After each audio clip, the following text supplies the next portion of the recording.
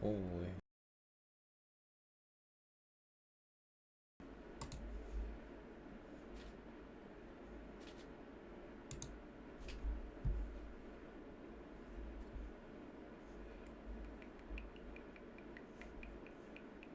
Holy. We're cooking. We're cooking.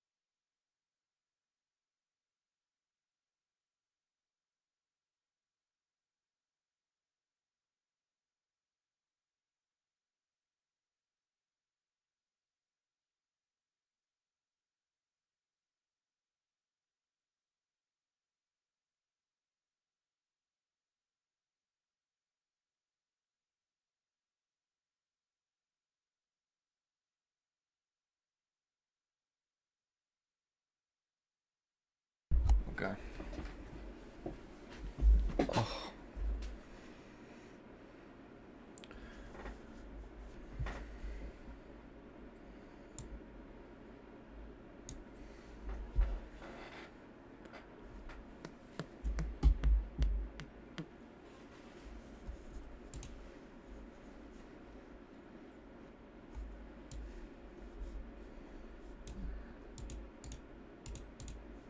Okay.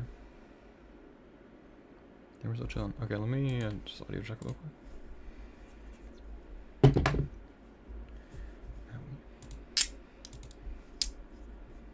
Check.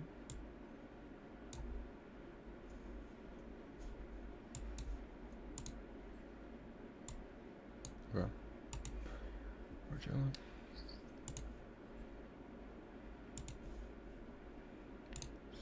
Yeah.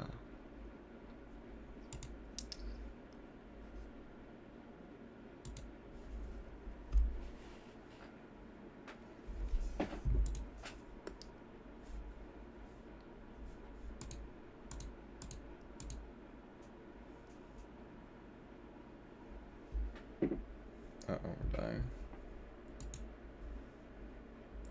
Dude, kick just never works, bro. Whatever, bro.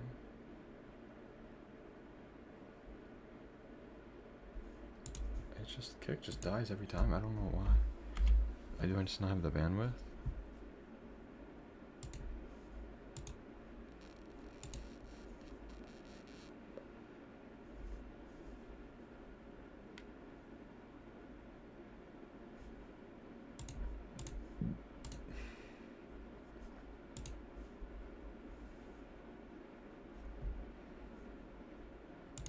Let me check with this.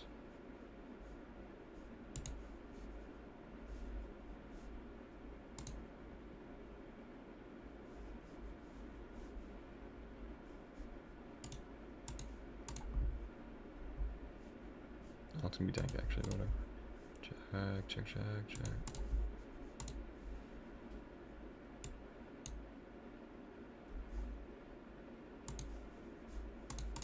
Alright, so YouTube, I can just play it back.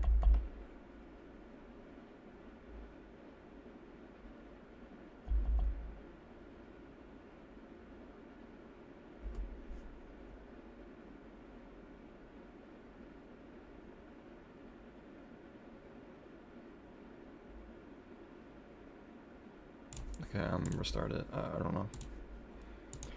Anyway.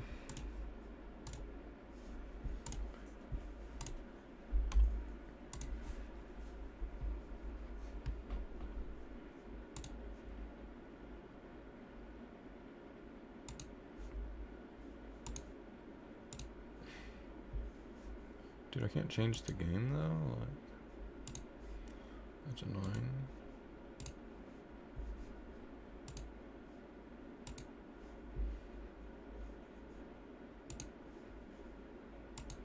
Just buns, bro. And then my bitrate is buns. Like, I don't understand.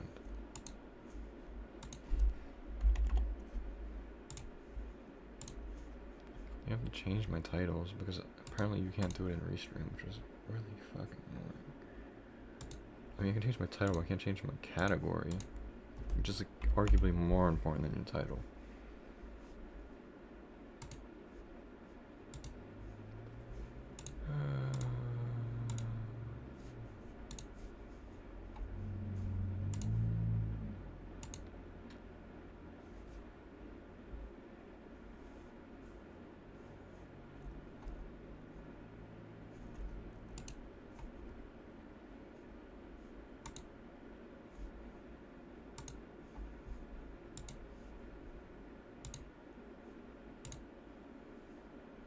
Dude, this isn't even my live studio, bro. I'm gonna start tweaking out. Who designed this YouTube interface, bro?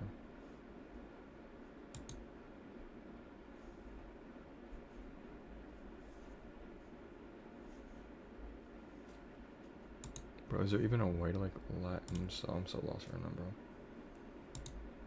I'm big lost.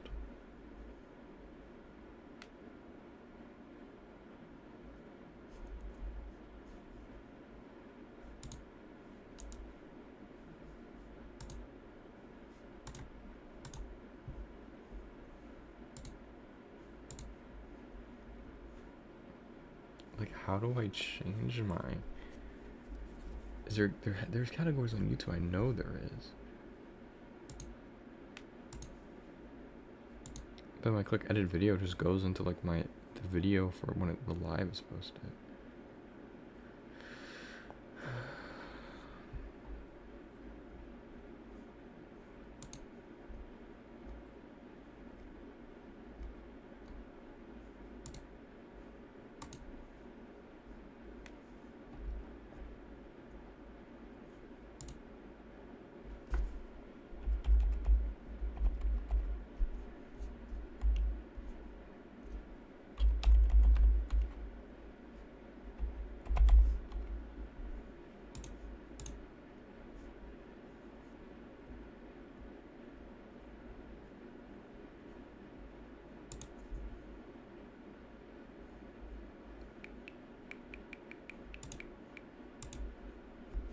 Why did my shoulder hurt, bro? Do I need to cut over to gaming? There we go. Dude, who did this? This is the stupidest thing I've seen in my life. This UI is like crazy. You have to like go into like the more UI button. There we go. And my bitrate is like dog water, bro.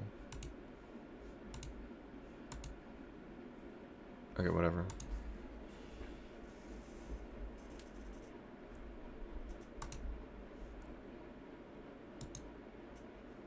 Leaked. I need to put my headphones on too.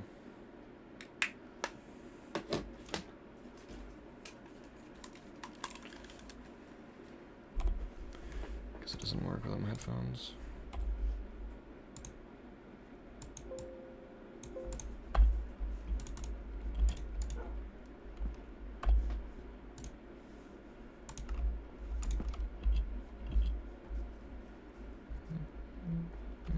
Let me watch this per run video really quick.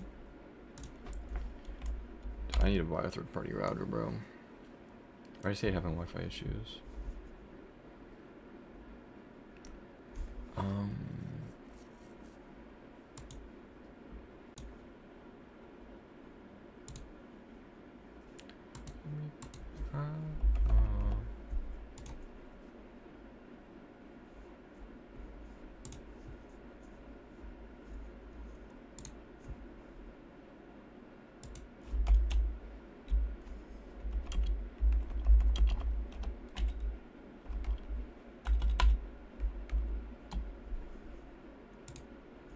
Oh shit, I should've just done this in Restream.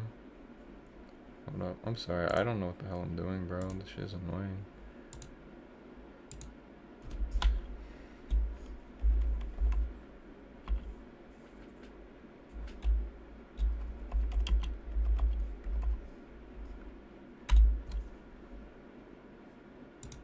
Here we go. Why just go offline on both?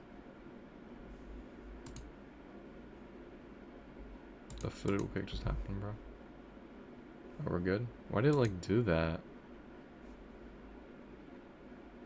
Well, you have drops?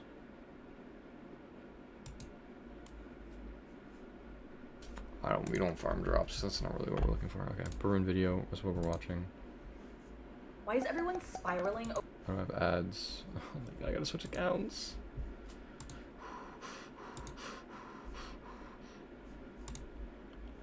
Okay.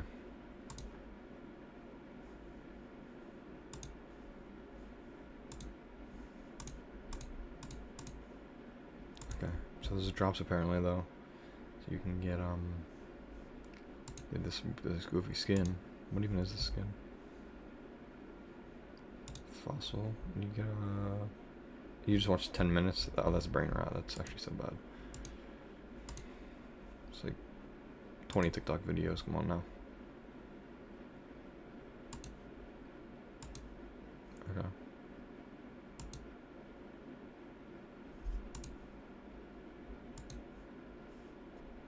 I do want to just make sure. I'm sorry, this is just so bad. I'm gonna make sure they can actually, like, the audio is adjusted well. Because I notoriously just have horrible audio. Weeks would be a massive understatement. Some strategic relationships more than three-quarters of a century old have been turned on their head, and the future of the war in Ukraine now appears to be very much up in the air.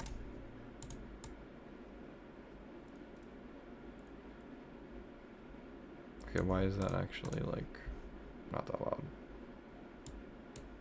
Amidst a split between the United States and its European allies. Check. Okay,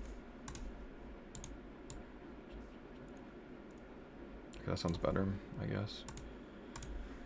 Seen Washington attempt to apply more pressure to Kyiv by cutting supplies of weapon systems and intelligence that support the Ukrainian defensive efforts, just as many European players have started to announce additional supports, pushing in the other direction.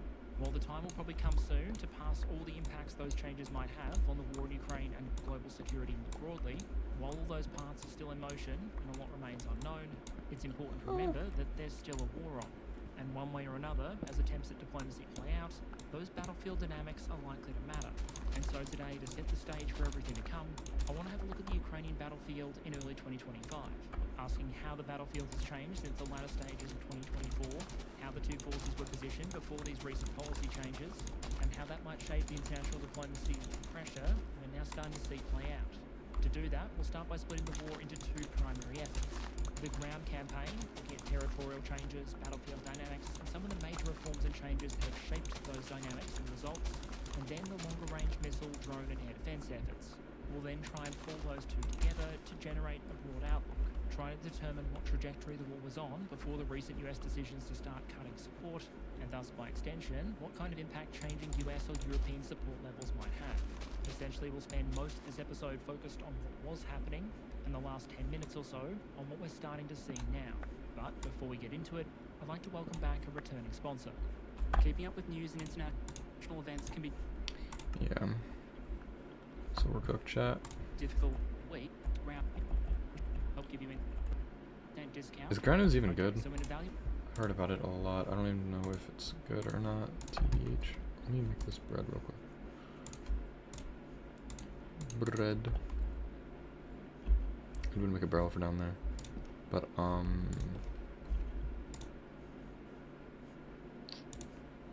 yeah, actually crazy.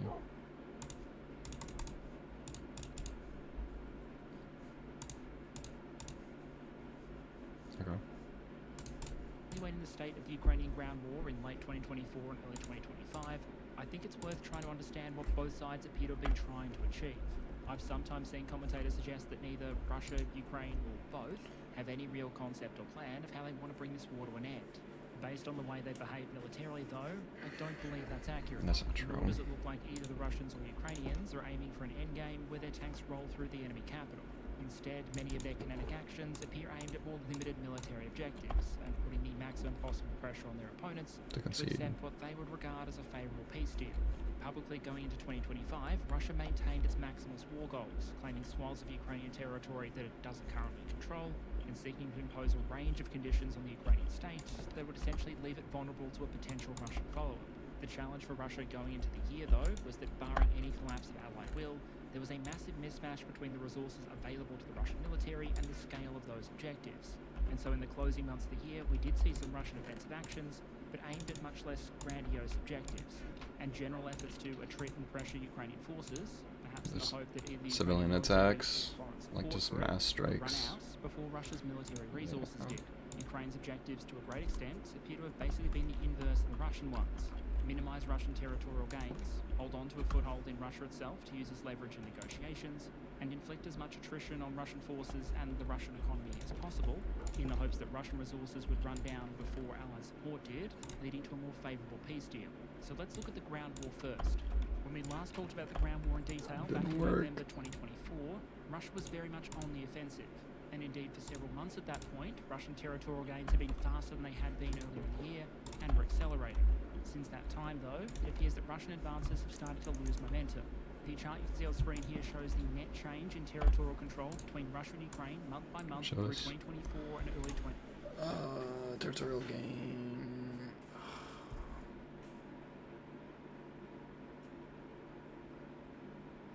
Yeah, we see August, September. What would that be?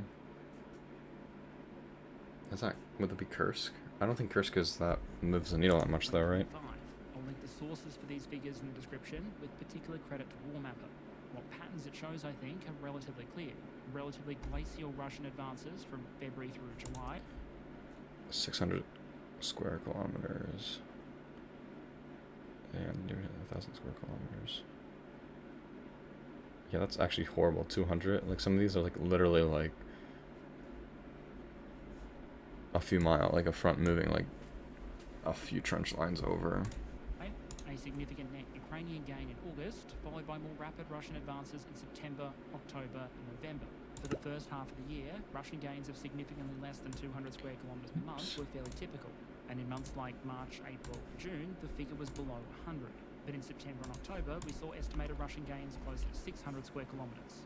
In November, around the same time as the US elections, they really threw it all at the wall and took roughly 800 square kilometers, but for a variety of reasons, it appears that rate of advance wasn't sustainable. The monthly gains in I'm gonna try December and to find January a were cave roughly half what they'd been 89. in November, and last month in February, the Russian rate of advance appears to have halved again, falling, based on one estimate, to less than 200 square kilometers. I do want to stress, though, that while these rates of advance might look dramatically different on a chart like this, if you put them in perspective, you're really just talking about different degrees of agonizingly slow. This chart from Warmapper shows a monthly breakdown of the control of internationally recognized Ukrainian territory by the Russian Federation from February This is 2022 cool. through to January 2025. In the grand scheme of this war, neither Ukraine's offensive into Russia nor Russia's accelerated rates of advance in September through November were really sufficient to move this chart in any significant way unless you're happy to break out the zoom tool. Expressed another way, if you look at this map here, it's roughly 1,200 kilometers or 750 miles from the city of Donetsk, which began the It's invasion not under much, Russian control, basically, to this from point here on the Charlotte. Polish border. That means that at this point, a garden snail moving at an average speed of 0.048 kilometers per hour or 33 hours per mile would take just over 1,000 days to cover that distance, meaning our admittedly sleepy snail would have considerably outpaced the Russian invasion force and made it to the Ukrainian-Polish border around New Year's Eve 2024. The core point here is that one of the main reasons those Russian advances in late 2024 might have been considered concerning was because the rate of advance appeared increasing, and there were concerns those rates would continue to increase, along with what that might suggest about the state of Ukrainian forces. As it stands though, this doesn't appear to have been a case of the line going up forever, and overall Russian territorial control is still short of where it was There's in no spawner? August 2022. A big question we probably want to ask though. We got the zombie spawner with no spawner.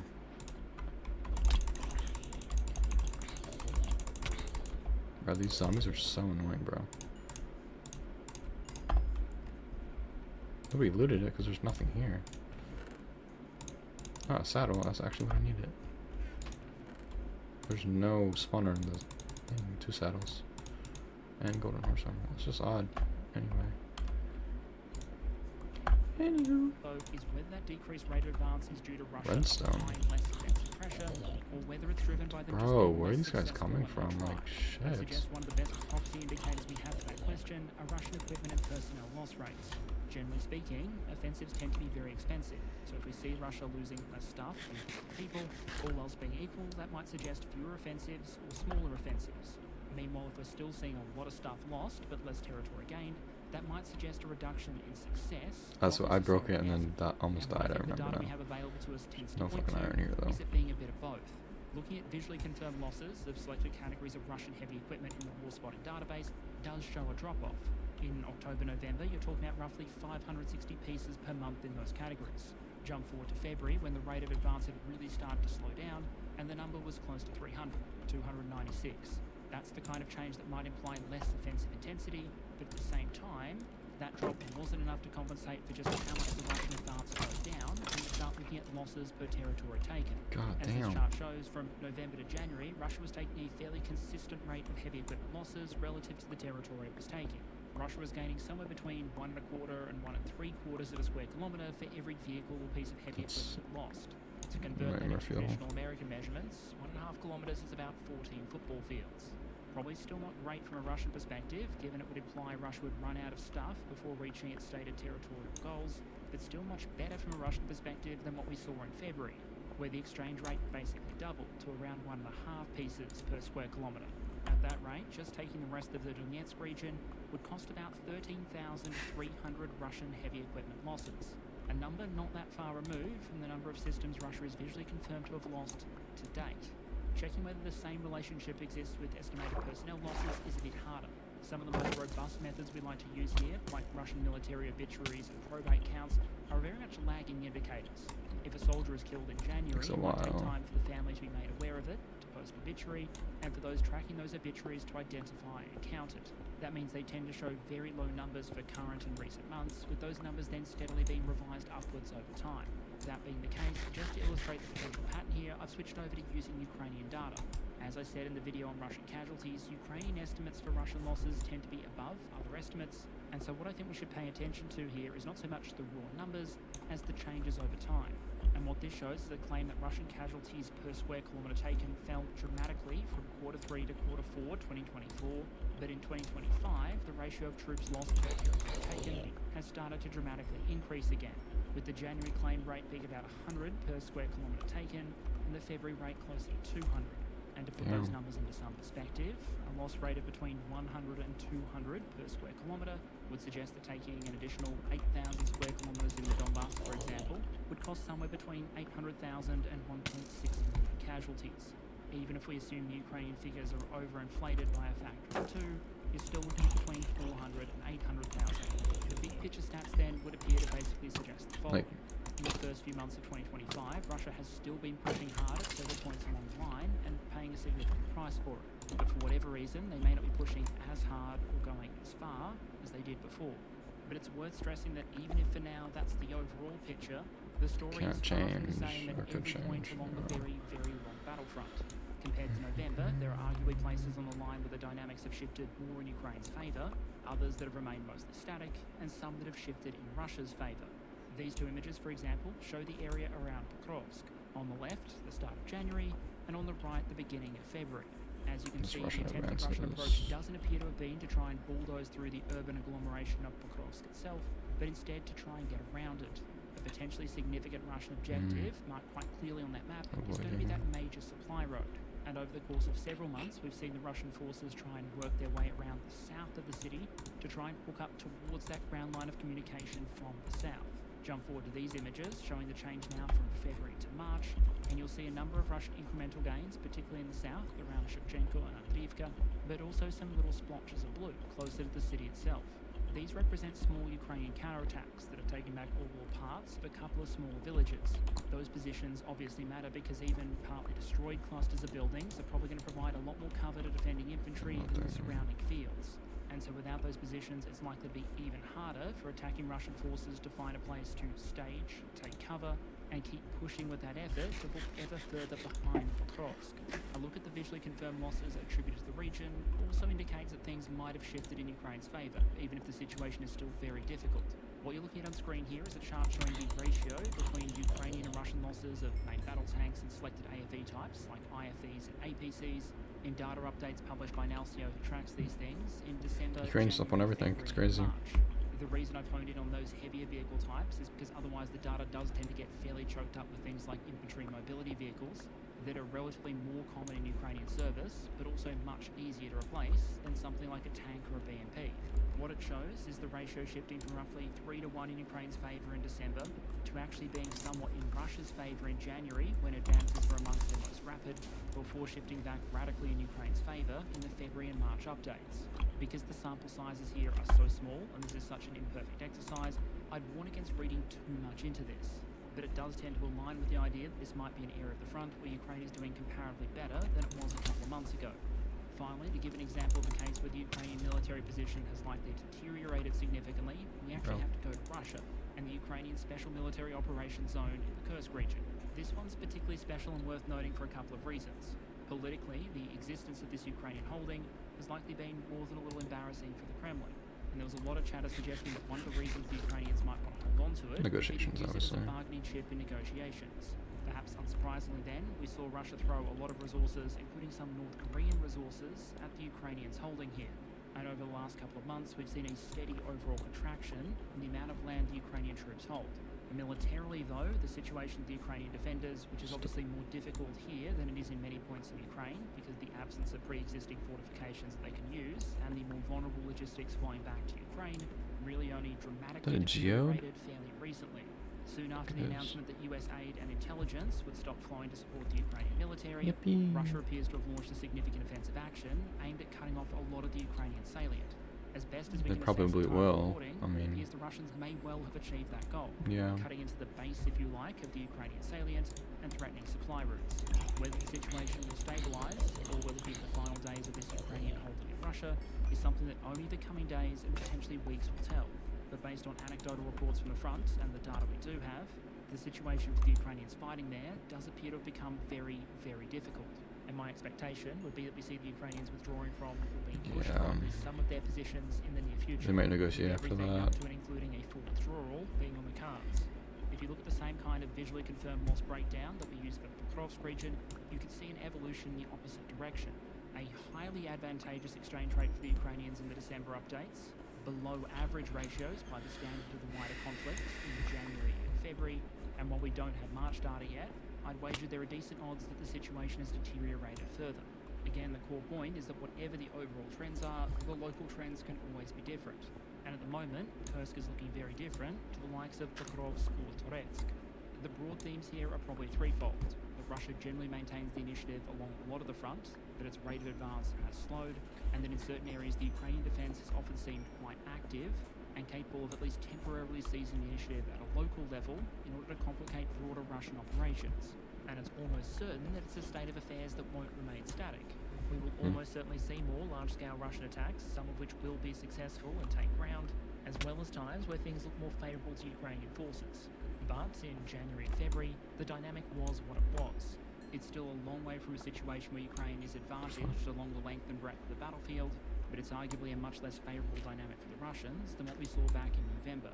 Although in some places like Kursk, the direction of travel has very much been the opposite, and I wouldn't be surprised if we see Ukraine pull some all of its troops out of the salient to avoid potentially losing them in an encirclement.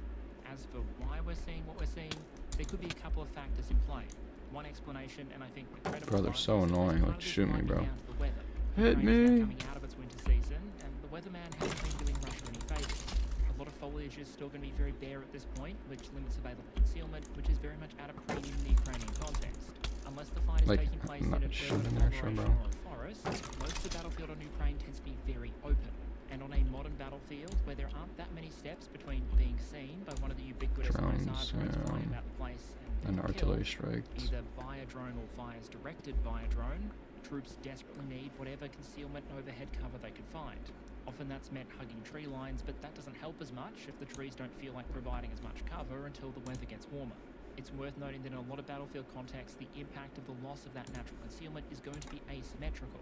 If you're a defender, you have more options about how to set up your own concealment and cover. But Private Conscriptovich can't exactly carry his camo net with him when he's advancing over an open field.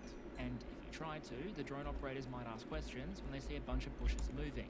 So if that loss of concealment increases the odds of detection and ramps up the potential lethality of the defenders, the other aspect would then be the quality of the ground itself. Unless you're a toddler or into politics, no one tends to like mud. What it doesn't stop, it tends to slow down. And while yes, infantry are often going to be able to move across most muddy ground, it's often going to be slower and more energy intensive than either a hard frozen surface from the dead of winter or a hard dry surface from the height of summer. Put those two together, terrain that slows down attackers and terrain that denies the attackers concealment, and I think it's fair to say that in Ukraine at least, the climate at this time of year Lines will very much probably does hold. pick sides.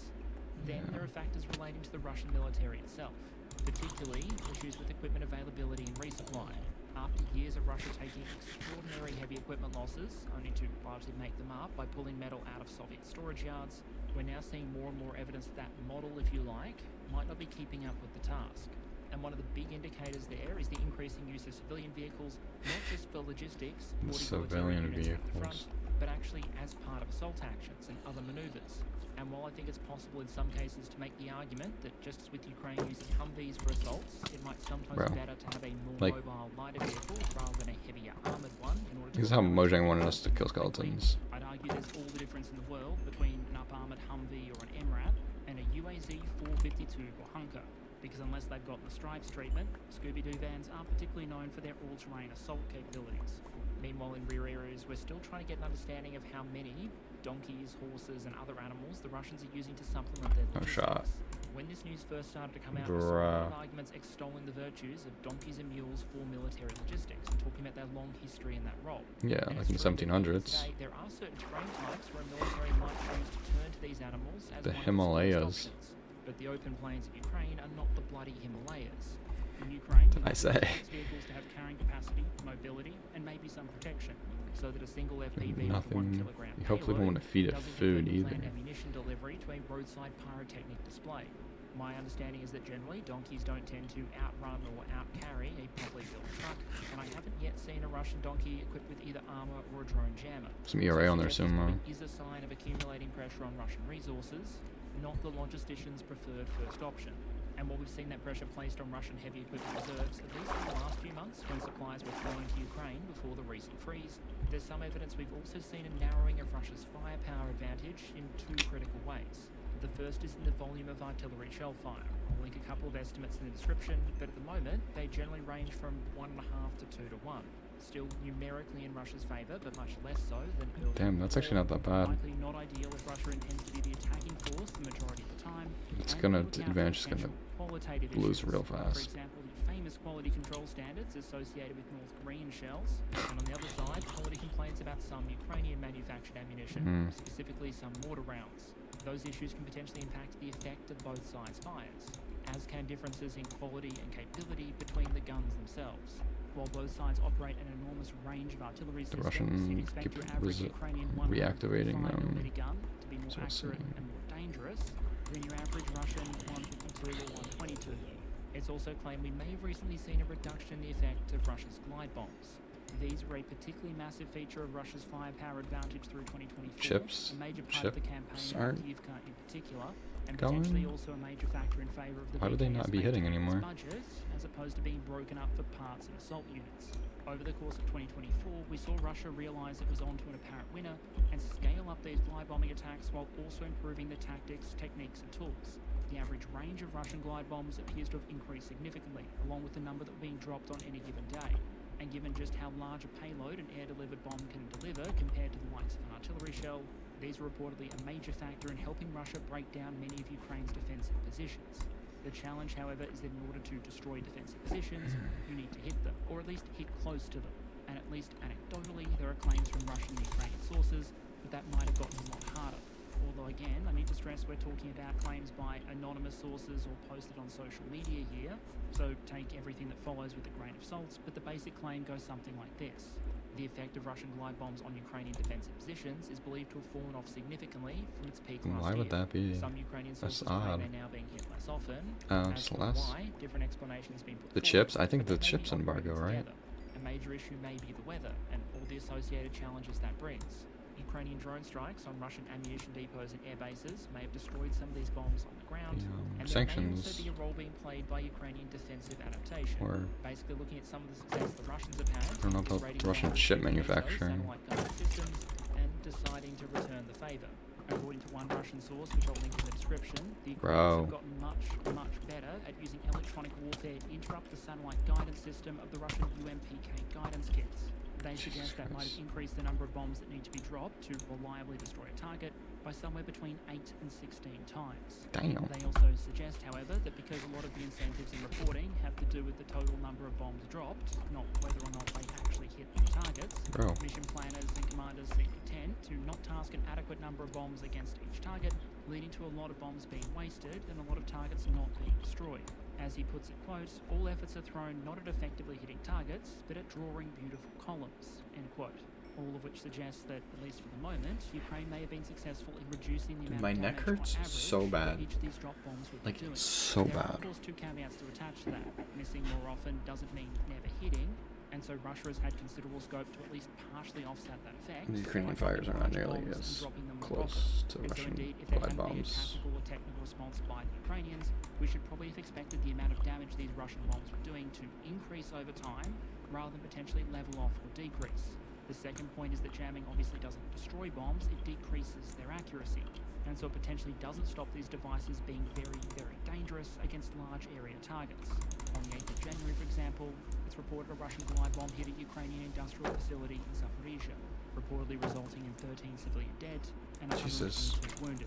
And as Russia has been able to increase the range of its glide bombs without commensurate increases in the reach of the Ukrainian defense system, that's put more Bro, cities, like, how does that towns, hit? and facilities in range. But as well as things like the weather and these various factors impacting the Russian forces, I also think it's important to have a close look at the Ukrainians, because chief among the list of any attacker's challenges is often going to be the defenders. And while the Ukrainian military went into 2025 facing some truly enormous difficulties, particularly when it comes to things like manning levels, recent months have We're also chilling. I'm seen just gonna run. Ukrainians Oh, there's a diamond over there, make though. changes that might boost the effectiveness of their force. Many of these relate to what you might call soft factors. Not so much questions of how much I'm gonna stuff bridge the over. military has or how good it is, but rather how the force operates and what sort of decisions it makes. In the closing days of November, for example, there was a shake-up in the Ukrainian command structure.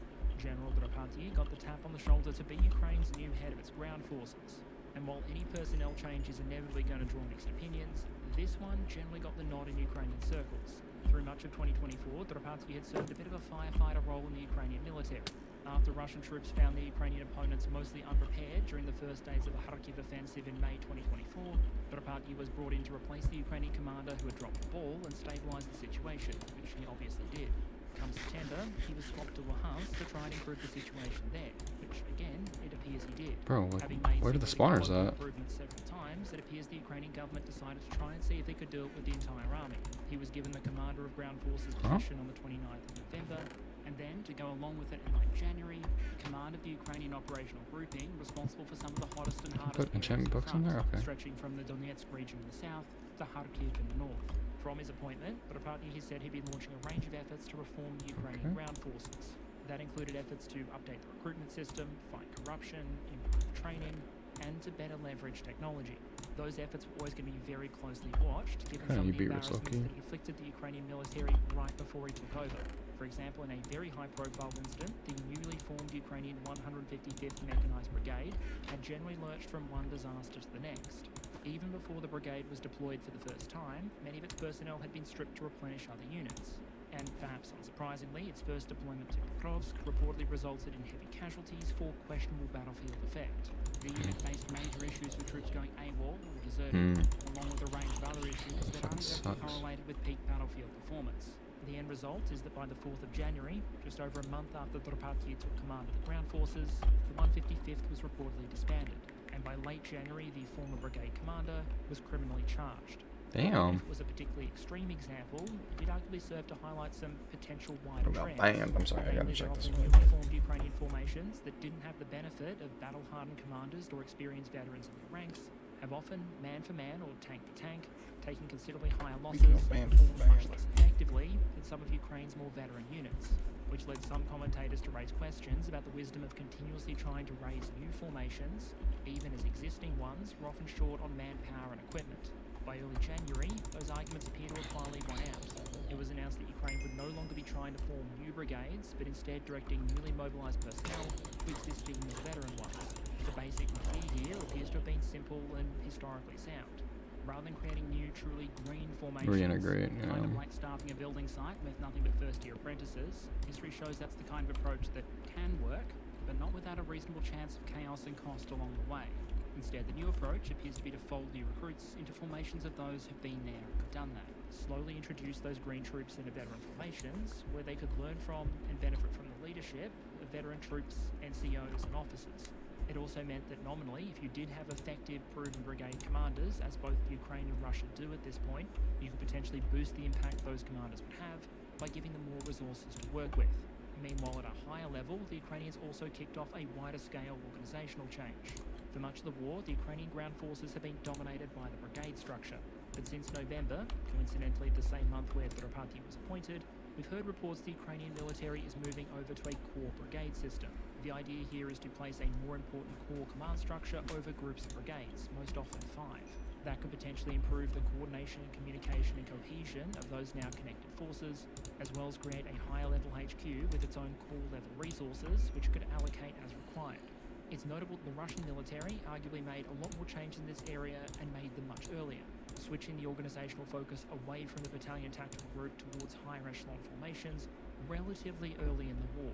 For Ukraine, the change looks slightly different and is also coming. I love how it made iron sword and then just makes it 911 anyway. Selected about 18 Oh, no, I didn't. commanders I'm stupid. to I lead didn't do that. 13 corps Anyway. within the ground forces, 2 in the air assault forces, 1 within the Marines, and 2 within the National Guards. Now, obviously, just selecting commanders for and authorising those formations is much simpler than actually getting them manned and operational. It's almost certain that pulling together the experienced Don't know why officers and I just specialists slabbed needed to stuff, man man. those headquarters from a force that's always struggled with officer availability is clearly going to be a challenge. I also think it's worth clarifying the scale and nature of these formations. Some commentators have suggested that in terms of size and available enablers, these things might be closer to what many Western militaries would classify as a division. You're talking about a HQ commanding 5 brigades, with Ukrainian brigades generally being smaller than many of their NATO equivalents. But it also potentially goes directly towards addressing an issue that we've often discussed related Bro, to no the Ukrainian shot, he can still warfare hit in the me. past. That even within the same defensive area, you might have units broken up, fragmented, with imperfect communication between them, potentially creating gaps Definitely in fire coordination and issues, that repeated Russian assaults can detect and exploit.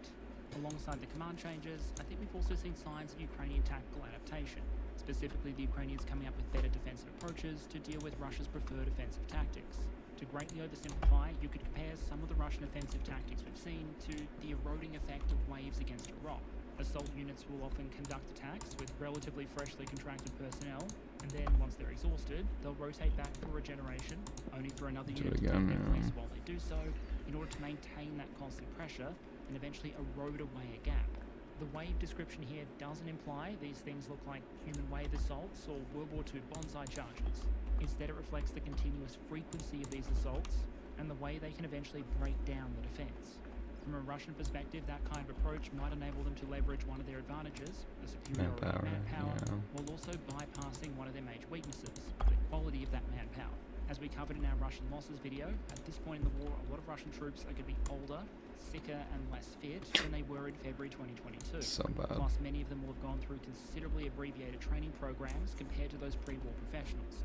That means most of those troops are probably not suited to carrying out complex, large-scale offensive operations. But frequent, small-scale assaults are probably something the force can readily understand and manage. Against that Russian approach, the Ukrainians have reportedly leveraged a range of tools and tactics, including the greater use of remote mining, many of which are now deployed by drones rather than by artillery systems. Dang, I want to see also, that. just a lavish use of drones more generally. Because of how long this war has now been going on and how early in it drones were highlighted as a potentially transformative factor, it's kind of hard to intuit just how much the drone war has continued to change. Early in the war, drones were used or expended by the thousands and tens of thousands. Now they're produced by the millions. That's the big crazy. picture then is that arguably in Ukraine, these small UAS have gone from being one of the major features of the battlefield to one of the dominant features, such that now a number of analysts who have gone to Ukraine, including Mike Kaufman and Rob Lee, estimate that a majority of Russian manpower casualties are now caused by drones, That's crazy. not by artillery. Factor in that those artillery-driven casualties are often enabled by drones who spot targets and correct fire, or alternatively that efforts to protect friendly forces from opposing artillery often involve drones taking out opposing reconnaissance drones or hunting enemy artillery systems, and you start to get an understanding of just how ubiquitous and how important these systems have become. And It's all drones, always has been. By drones, often the solution turned to is even more drones.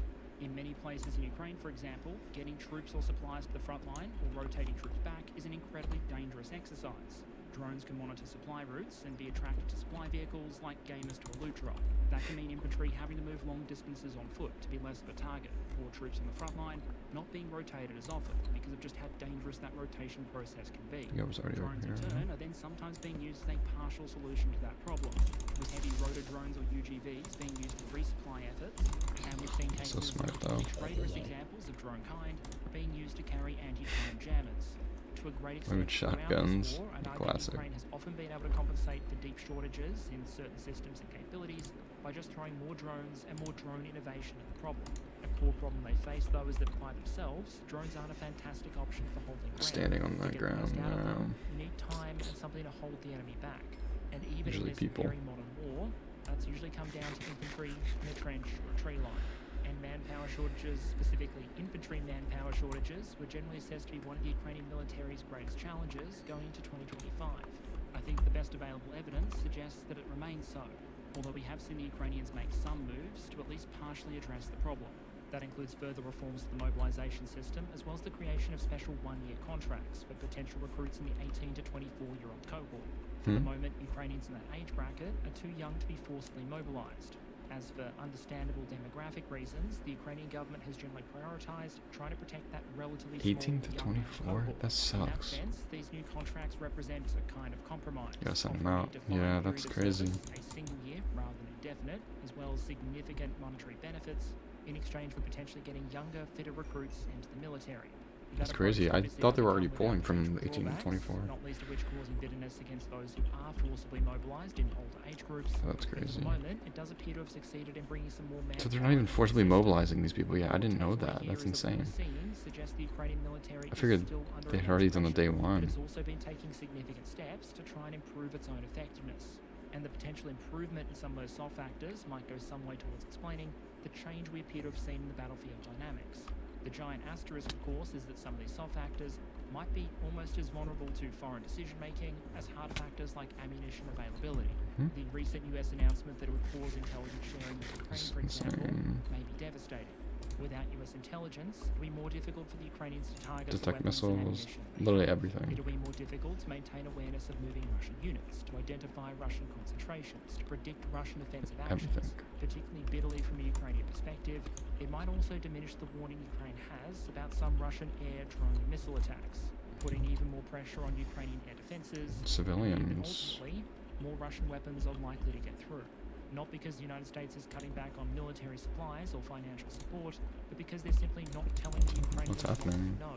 A I think that serves to highlight that even in a large, relatively slow-moving war like this one, it's still possible for individual decisions to potentially move the needle. When it comes to issues like intelligence sharing, there's at least the possibility of allies filling at least some of the gap. I was French wondering decision makers, about for example, who have probably never been less happy satellites is what they need. in life at the moment, have said their own intelligence sharing efforts with Ukraine will continue, despite the American freeze. While the UK has said they'll still provide their intelligence assistance, they just won't be able to pass on any US supplied information. But there are still elements where the US is the only real viable supplier on the table. The big one here, I'd suggest, would be US satellites, right? Or Ukraine is one of the greatest Starlink users and of the stuff Starlink too. system Yeah. on Earth. As well as terminals purchased by volunteers or supplied by the United States, we've also seen allies fund a lot of Starlink presence as well. How, bro? Poland, Like, for example, has ordered nearly 25,000 Starlink terminals from Jesus Ukraine since early Christ. 2022. That's Poland's massive. Deputy Prime Minister has warned of a potential international crisis if service to those terminals is cut. Reportedly so Elon's close, definitely doing that I shit, cannot bro. imagine a situation in which a business relation between Poland and a US company would be suddenly interrupted.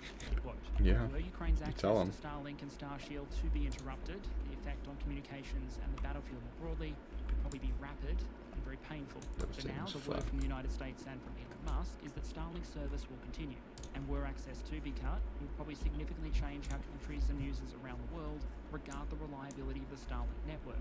But from a Ukrainian perspective, there might be those looking back at the last couple of weeks and getting very nervous about any situation where they're overly reliant on any single foreign supplier for a critical capability. And on that stark note, I think it's time to move on to discussing the long-range drone and missile campaigns, which has admittedly become longer and longer ranged as time has gone on. Here, compared to where we were 6 months ago, we haven't seen dramatic changes in targeting or apparent objectives. Russia still appears to be attaching a lot of priority to Ukraine's critical infrastructure, particularly when it comes to power generation and distribution. But alongside those continuous, usually drone-led attacks, you also have the employment of more precise, more responsive, and much more expensive missiles, often things like Iskander TBMs, against military targets in the deep rear. Ukraine, meanwhile, has continued to attack a very dispersed Russian target set, ranging from air bases Fucking and Crimea headquarters and to Russia. factories and oil refineries, Yeah. in a way that presumably makes it very difficult for Russia to concentrate its air defences. While we haven't seen evidence of a massive change in targeting, however, there have been much more significant shifts when it comes to scale and Volume, technology. yeah. From the Russians, I think it's fair to argue that the early 2025 long-range campaign has been considerably more dangerous than what we saw at the equivalent times in 2024 or 2023. In part, this presumably reflects a shift in industrial scale and origin. In its earliest phases, the Russian long-range drone campaign was heavily reliant on entire Shahed drones imported from Iran.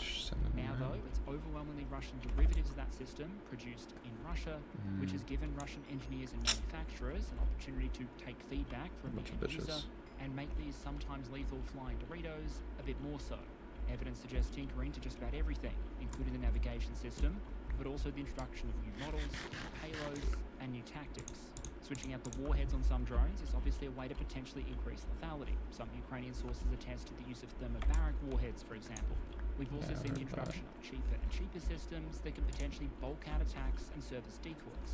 This concept isn't really new. The Russians have been mixing high and low capability weapons in their attacks for a long time at this point. The only difference is that previously it was the Shahed-type drones serving as the decoys to try and deplete Ukrainian air defences ahead of the more capable things like cruise missiles. But apparently the Russians looked at that situation just as the Ukrainians have on their side and decided that maybe the decoy needs a decoy.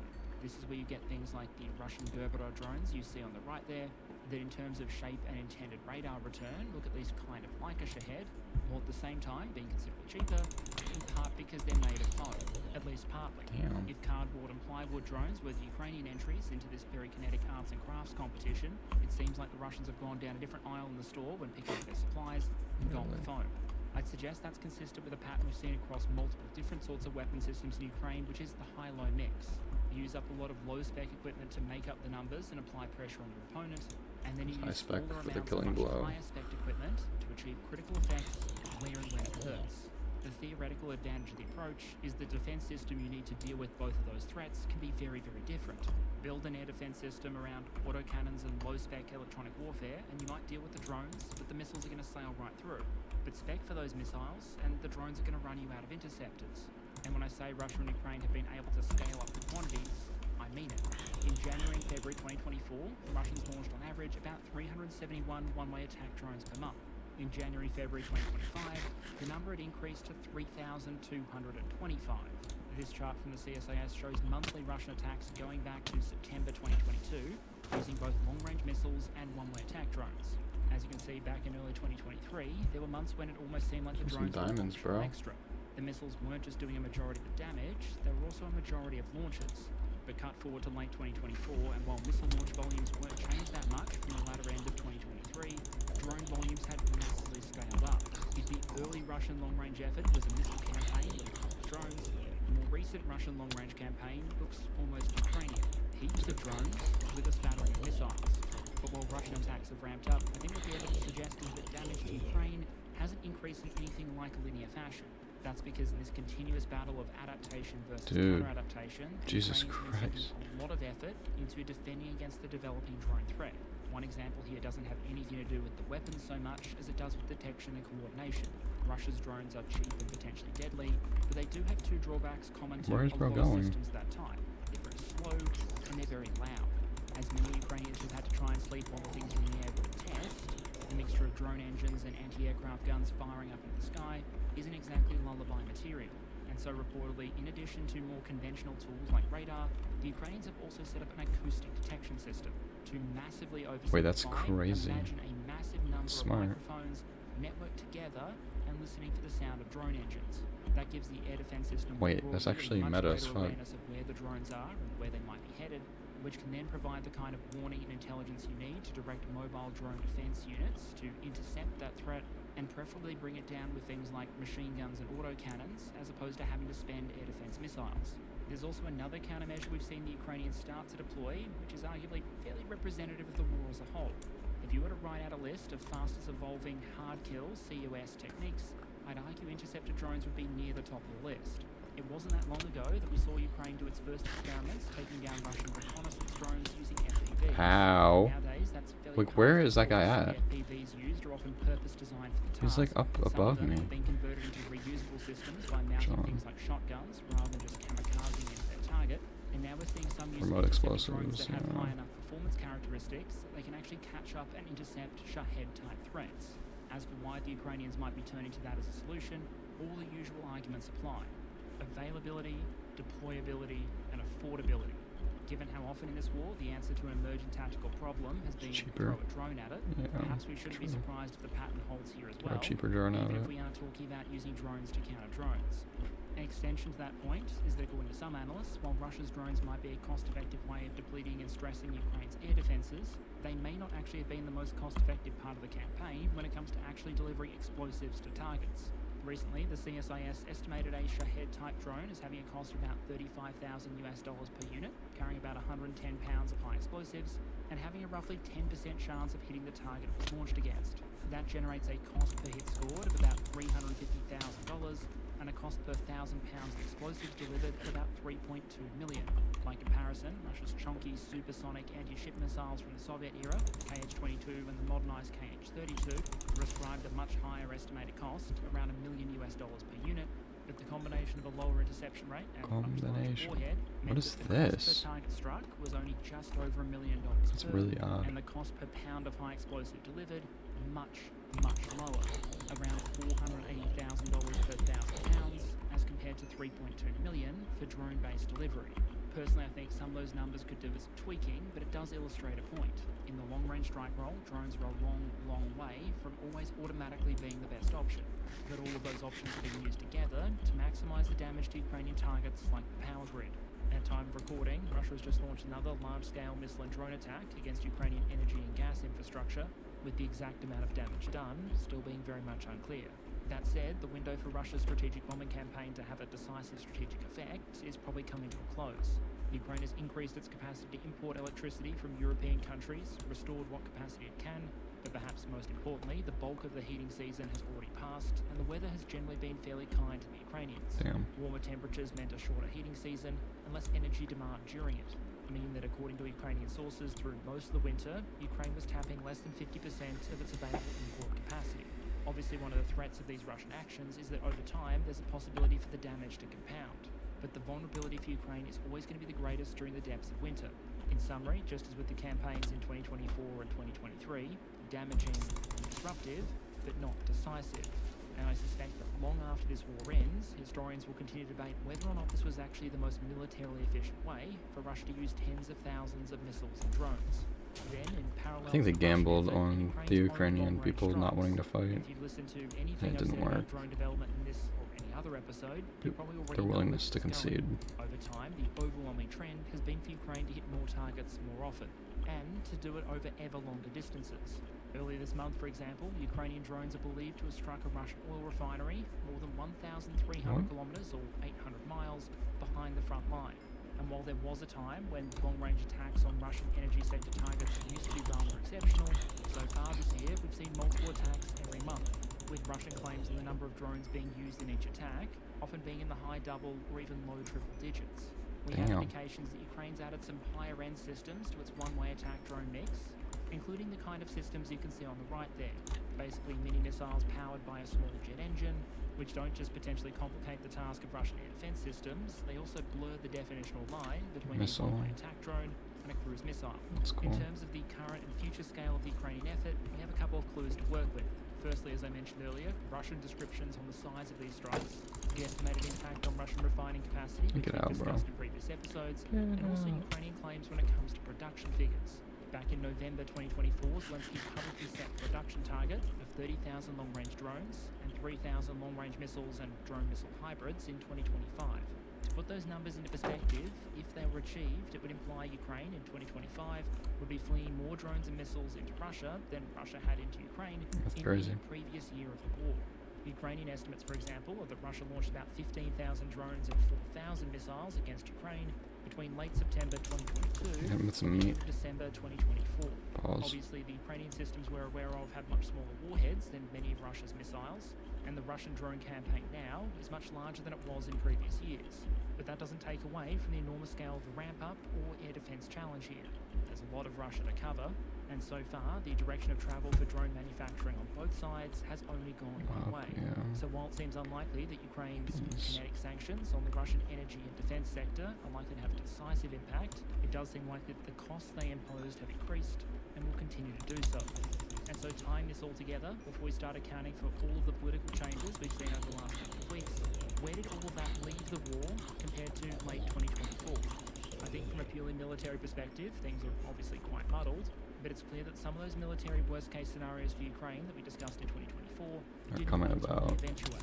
Russian advance Oh, was slow, well, yeah. there were signs of strain in their resources, and we But saw it's some probably not what potential signs of was further predicted military at all. rotation from the Ukrainian forces. The But given US just how significant 180 foreign actors and their support or lack thereof is likely to be in how could this get will resolve worse. It's itself, going to get way I'd argue worse. that perceptions of the military situation and its trajectory might matter just as much, or in some cases even more, than the actual reality on the ground.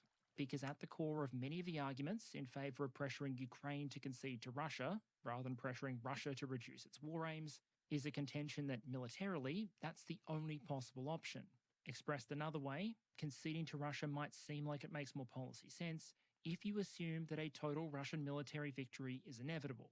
To illustrate that broad point, I put a post up on the right there by Vice President J.D. Vance. And while you can obviously read the entire post, I'm mostly concerned with one particular statement there, with the Vice President saying the following, quote, "Russians have a massive numerical advantage in manpower and weapons in Ukraine, and that advantage will persist regardless of further Western aid packages," end quote.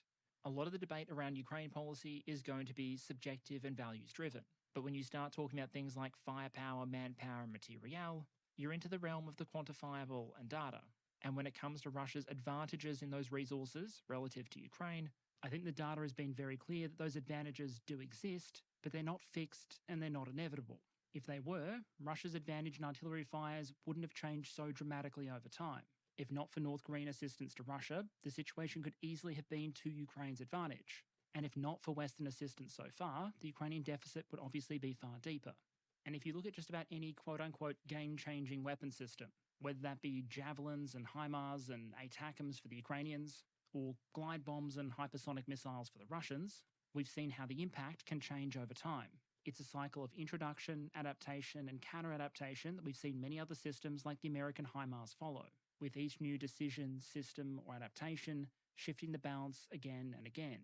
An extreme example might be Ukraine's Turkish TB2 drones, that had a massive impact out of all proportion to their cost, but only for a very short period. until the Russians figured out that getting your air defense systems taken out by slow-moving, non-stealthy drones was kind of embarrassing, and figured out how to start shooting them down without blapping half the VKS in the process. And beyond the changing impact of individual systems, the balance of overall equipment reserves between the two sides has also shifted dramatically.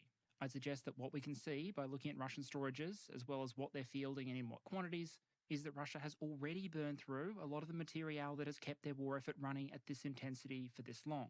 And it's a fairly simple numbers game to suggest that, just as was the case back in 2022, foreign assistance or lack thereof might dramatically shift the balance in favour or against Ukraine. Remove all foreign assistance, and eventually, Ukraine wouldn't have much of an air defence system, for example. Alternatively, simulate a scenario where Washington calls in a serious favour from Seoul, while also giving Ukraine access to some key capabilities that America has available in large numbers, like air-launched cruise missiles, and suddenly Russia has to try to advance without artillery superiority, and a massive spike in smoking accidents at military factories, oil refineries, air bases, and other facilities across the country. And across a wide range of equipment categories and capabilities, the stuff is there on paper to meaningfully move the needle, at a time where arguably Russia's capability to sustain an accelerated burn rate is starting to look more than a bit frayed around the edges. Even the changes we've seen in industrial output proves how dynamic these advantages in firepower and material could be. The US has reportedly gone from producing about 14,000 155mm shells per month to more than 70,000 now, with 100,000 by next year the target. Combine that with Allied production and the picture looks very different than it did back in February 2022. We could look at different categories and the numbers in greater detail, and we might do that in future episodes. But the big picture is that it's absolutely possible for future assistance packages to meaningfully shift the material and firepower balance, as long as the willpower is there, in the right foreign capitals. And even if that weren't the case, and the combined military and economic potential of all of NATO and Ukraine's other allies weren't enough, I think history is pretty clear that having a firepower or manpower advantage alone isn't enough information to conclude that one side is necessarily likely to win or not, nor whether foreign intervention has the potential to tip the balance. Otherwise, you might conclude that a bunch of rebellious colonials without a regular army were obviously doomed from the start and not worthy of French military and financial support, that a poor agrarian communist state was clearly wasting its time going up against an opponent that could have turned radioactive glass into Vietnam's primary and only export industry, and so clearly supporting it would have been a waste of time for the Soviets. Or maybe you'd suggest that a South Korean state that lost a majority of its territory in less than 2 months was clearly a lost cause, that Russia in the 1990s couldn't possibly have lost the First Chechen War, and that the mighty British Empire couldn't possibly have lost a war to a bunch of blokes hiding in mountains and caves, the Soviet Union to a bunch of blokes hiding in mountains and caves, or the United States and their allies who ultimately went home after having a lot of trouble with some blokes hiding in mountains and caves. Although admittedly, in each of those cases, the blokes in the mountains and caves were making some use of donkeys. So maybe the Russian military is onto something. The point, as strange as it might be to hear from someone who focuses on the material aspects of warfare, is the stuff dimension, while clearly very important, isn't all there is. And just as the outcome of this war wasn't set in stone in February 2022, it probably isn't now. We're talking about a long, bloody attritional struggle where the will and resources of all involved have been tested and worn down. Both sides went into 2025 facing considerable constraints. Russia, for example, in the form of its increasingly exhausted equipment reserves and the limitations of its war economy, while for Ukraine, infantry manpower and questions of allied support. And while Russia remained generally materially advantaged across most fronts and generally maintained the offensive initiative, on balance the pace of Russian advances had slowed, and the position for Ukraine probably looked a bit better than it had in parts of 2024. It was far from certain, of course, how things might have changed once the weather improved, but the Ukrainian supply situation was looking at least passable for the short term, and Russia was on track to spend decades trying to seize its stated objectives by military means, without decades of resources to back those ambitions. The remaining question was whether Ukraine would get the resources it needed to carry on the fight long enough to exhaust its opponent without becoming exhausted itself first. Which brings us, in closing, to some of the most recent changes we've seen in foreign support for Ukraine and the potential impact those might have. By far the defining event here has been a massive policy shift by the United States. That included a couple of elements. Firstly, reportedly freezing military assistance to Ukraine, including reportedly halting the shipment of supplies and assistance that had been authorised by the previous administration. Secondly, an end to intelligence sharing, the potential implications of which we discussed earlier. The impact those two decisions are likely to have on the Ukrainians in the short term, even with other allies trying to make up the difference, probably differs greatly depending on what sort of capabilities you're talking about. Something like Ukraine's drone capabilities, for example, are likely to be basically unchanged. The supply of artillery ammunition will probably deteriorate, but not overnight, and not without at least some capability for allies to make up the gap. But there are other specific respects in which those two policy settings, if maintained, can really hurt the Ukrainians. The showstopper Yeah, here is damn. probably air defense, Not even specifically transition, right? defense against ballistic missile threats. That's annoying as Ukraine fuck. can receive other air defense systems from other countries and the munitions to fire from them, and a lot of those are likely to perform very well. Heaps. System, whether that be javelins and HIMARS, and do so. And so tying this all together, before we start accounting for all of the political changes we've seen over the last couple of weeks, where did all of that leave the war compared to late 2024? I think from a purely military perspective, things are obviously quite muddled, but it's clear that some of those military worst-case scenarios for Ukraine that we discussed in 2024 didn't ultimately eventuate. Russian advances slowed, and there were signs of strain in their resources, and we saw some potential signs of further military adaptation from the Ukrainian forces. But given just how significant foreign actors and their support, or lack thereof, is likely to be in how this war resolves itself, I'd argue that perceptions of the military situation and its trajectory might matter just as much, or in some cases even more, than the actual reality on the ground. Because at the core of many of the arguments in favour of pressuring Ukraine to concede to Russia, rather than pressuring Russia to reduce its war aims, is a contention that militarily, I'm that's just the gonna only go back possible up. option. Expressed another way, conceding to Russia might seem like it makes more policy sense if you assume that a total Russian military victory is inevitable. To illustrate that broad point, I put a post up on the Like, right there where by are Vice you President going, J.D. bro? Vance. And while you can obviously read the entire post, I'm mostly concerned with one particular statement there, with the Vice President saying the following, quote, "Russians have a massive numerical advantage in manpower and weapons in Ukraine, and that advantage will persist regardless of ass. further Western aid packages," end quote. Okay, A lot of GG's, the I debate guess. around Ukraine policy is going to be subjective and values driven. But when you start talking about things like firepower, manpower, and material, You're talking about you're actual into the realm things. of the quantifiable data. And when it comes to Russia's advantages in those resources relative to Ukraine, I think the data has been very clear that those advantages do exist, but they're not fixed and they're not inevitable. If they were, Russia's advantage in artillery fires wouldn't have changed so dramatically over time. If not for North Korean assistance to Russia, the situation could easily have been to Ukraine's advantage. And if not for Western assistance so far, the Ukrainian deficit would obviously be far deeper.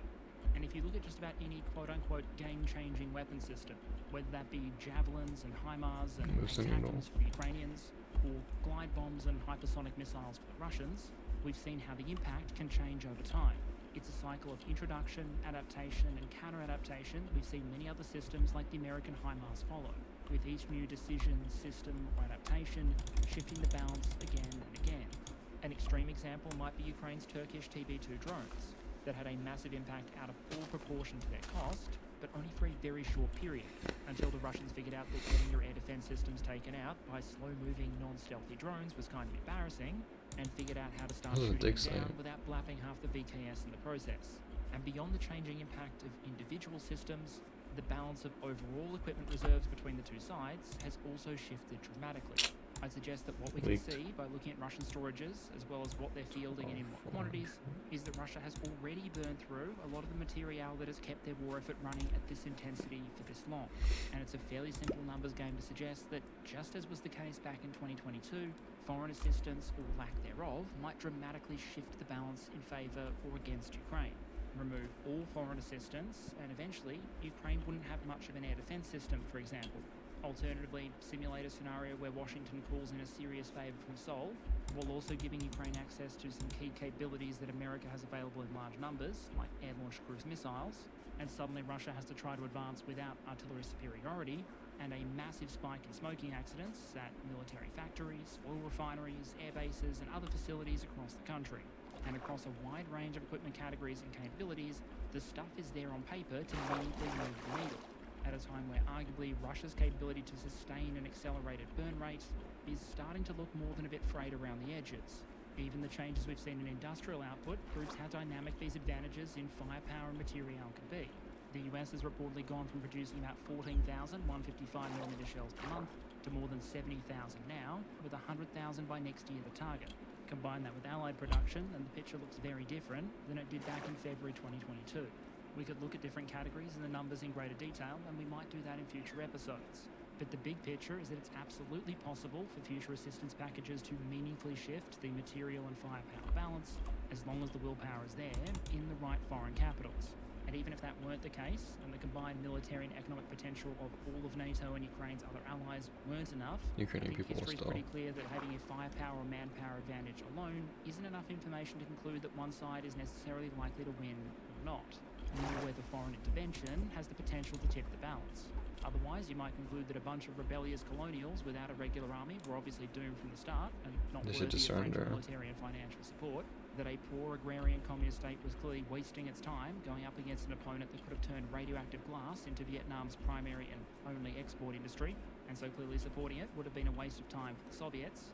Or maybe you'd suggest that a South Korean state that lost a majority of its territory in less than 2 Just months be was left. clearly a lost cause, that Russia in the 1990s couldn't possibly have lost their the ass. First Chechen War, Cook and their that the ass. mighty British Empire couldn't possibly have lost a war to a bunch of blokes hiding in mountains and caves, the Soviet Union to a bunch of blokes hiding in mountains and caves, or the United States and their allies who ultimately went home after having a lot of trouble with some blokes hiding in mountains and caves. Although admittedly, in each of those cases, There's these blokes Ukraine in to South mountains and Mountain were caves. making some use of donkeys.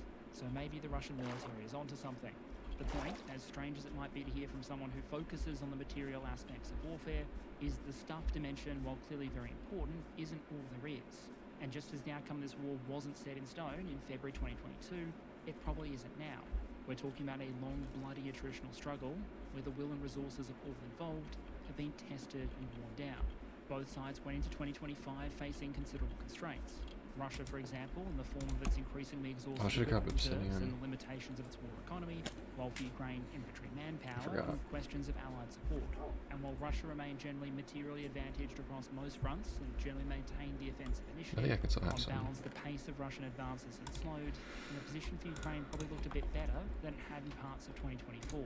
It was far from certain, of course, how things might have changed once the weather improved, but the Ukrainian supply situation was looking at least passable for the short term, and Russia was on track to spend decades trying to seize the stated objectives by military means, without decades of resources to back those ambitions. The remaining question was whether Ukraine would get the resources it needed to carry on the fight long enough to exhaust its opponent without becoming exhausted itself first. Which brings us, in closing, to some of the most recent changes we've seen in foreign support for Ukraine and the potential impact those might have.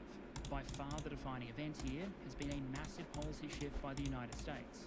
That included a couple of elements. Firstly, reportedly freezing military assistance to Ukraine, including reportedly halting the shipment of supplies and assistance that had been authorized by the previous administration. That's not Secondly, legal. You can't do that. intelligence sharing, the potential implications If it's of which we proposed, discussed earlier. it's The being impact sent. those two decisions You are can't just likely to have on the unsend it. Ukrainians in the short term, even with other allies trying to make up the difference, probably differs greatly depending on what sort of capabilities you're talking about. Something like Ukraine's drone capabilities, for example, are likely to be basically As far as I unchanged. understand. The supply of artillery ammunition will probably deteriorate, but not overnight, and not without at least some capability for allies to make up the gap. But there are other specific respects in which those two policy settings, if maintained, can really hurt the Ukrainians. The showstopper here is probably air defense, and specifically defense against ballistic missile threats. Ukraine can receive other air defense systems from other countries not and the munitions to Patriot. fire from them. And a lot of those are likely to perform very well against targets like drones, Russian cruise missiles, or any Russian fixed-wing aircraft that get a little bit excited hearing that American aid has been cut off. But Russian ballistic and hypersonic missiles provide much less warning and a much more difficult intercept target. No American intelligence might reduce the odds the Ukrainians get advance notice of those strikes. And no new interceptors for the country's Patriot missile batteries means losing by far their best option for shooting them down when they go after vital targets in Ukrainian cities or against Ukrainian infrastructure. Even if the United States later chooses to resume supplying things like artillery shells, the future of their production ramp-up is perhaps no longer as certain.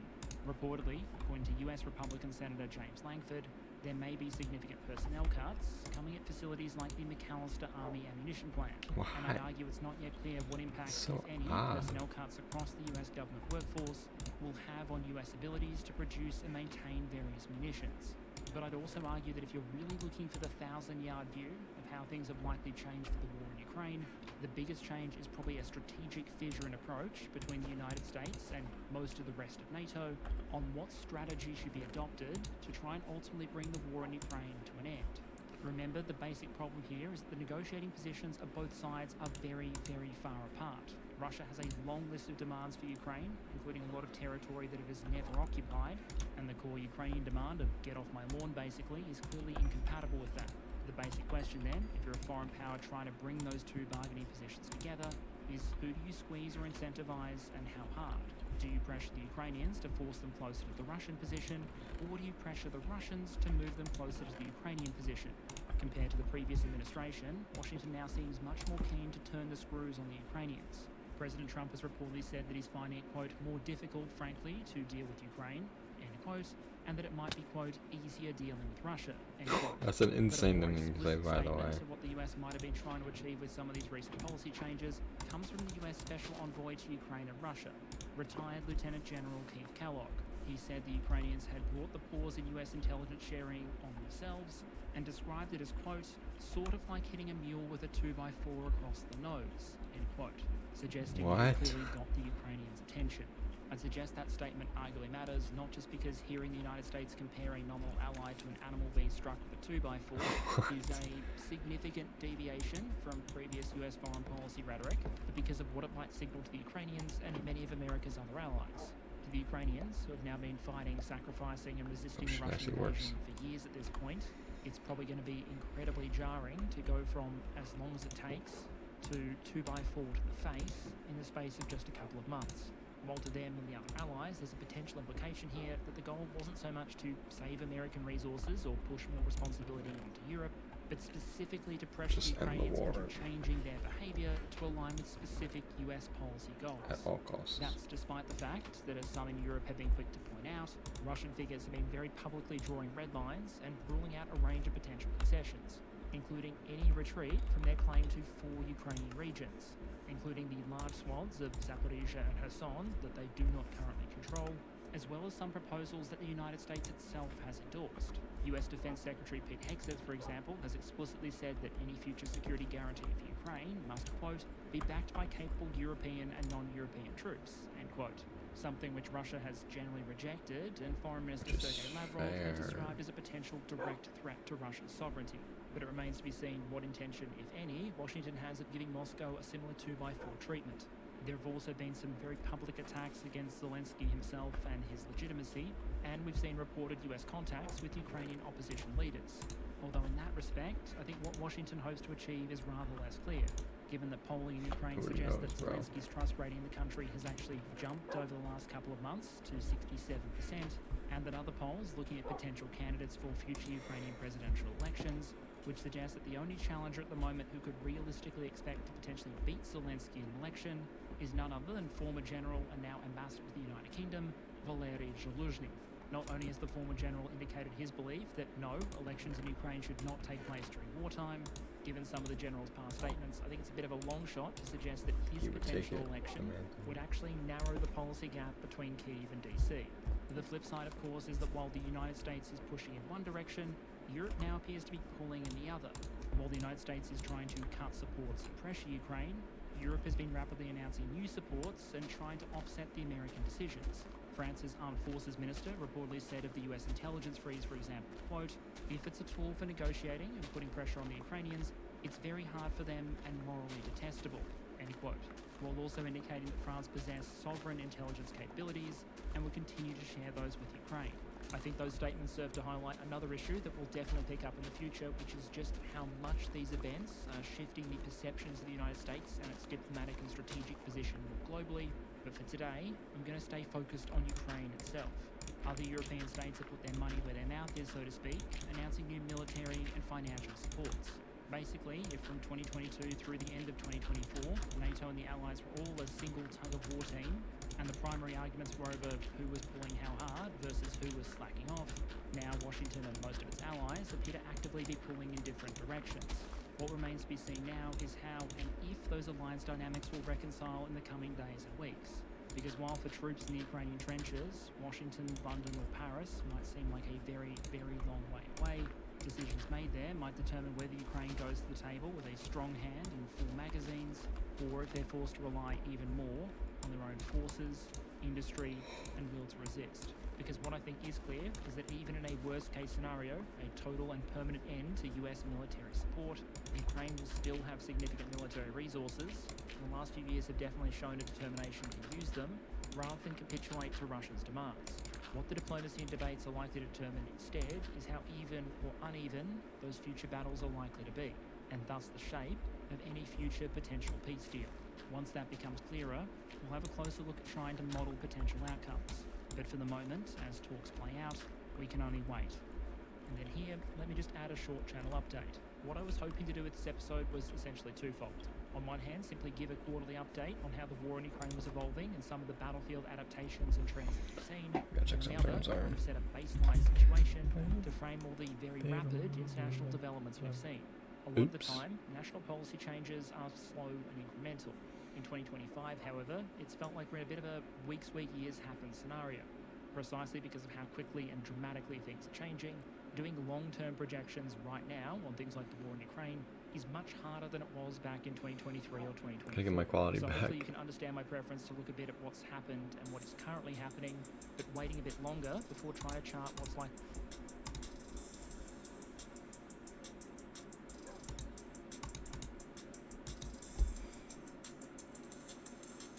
Gotta watch my eyes so I can get my high quality video. There we go. Got the HD.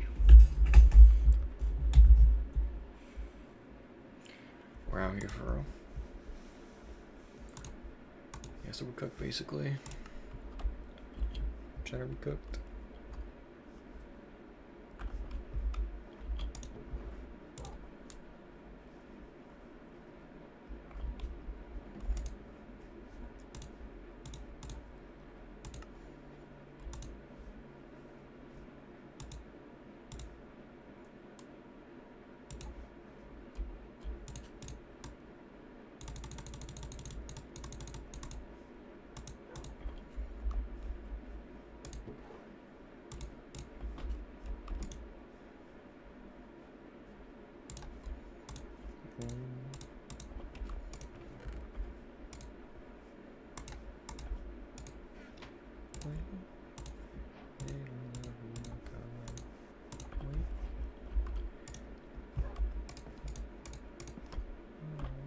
Stuff I got off.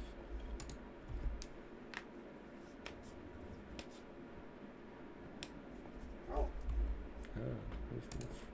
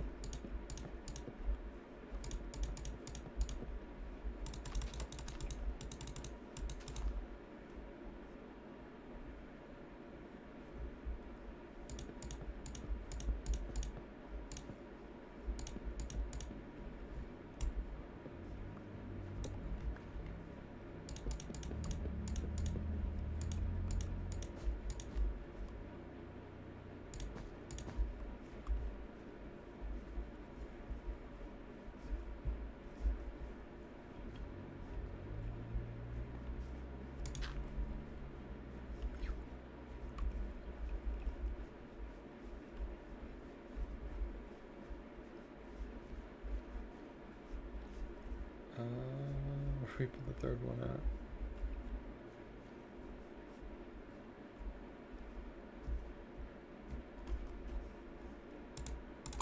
Make chickens here, maybe?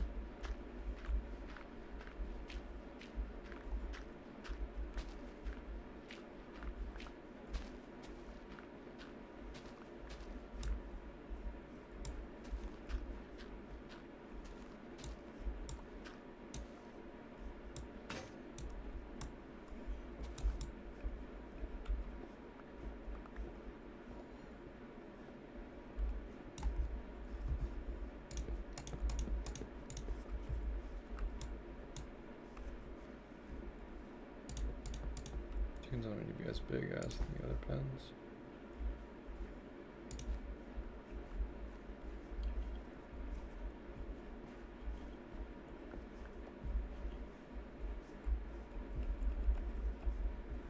Okay. Wait, you don't love me like I know.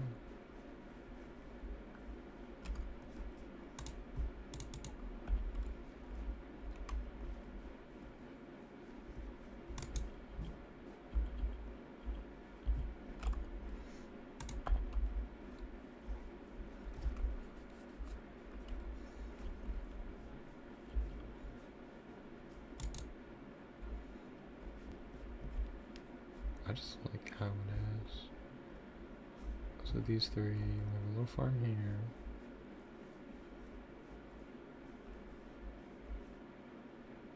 I hate how the tree's in the wall, but whatever. Always just chop the half off. Wait.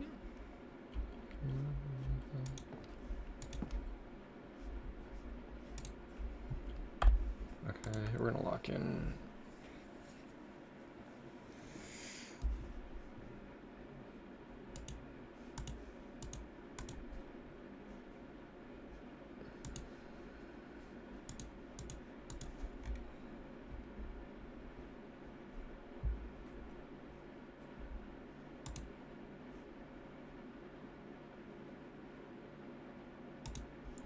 Boom. Boom.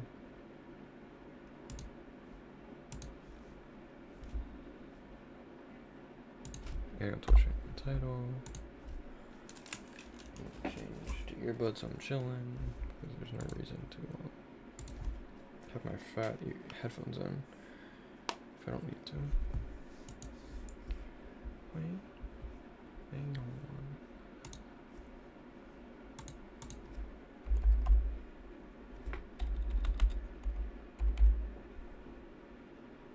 There's only 300 viewers in politics, though. I kind of want to leak my shit, though. I don't even have much, but like.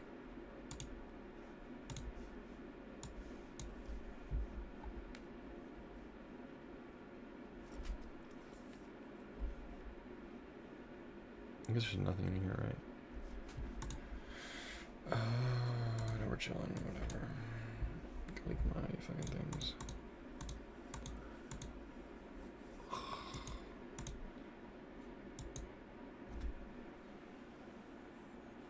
My connection should get a little bit better now. Surely, right?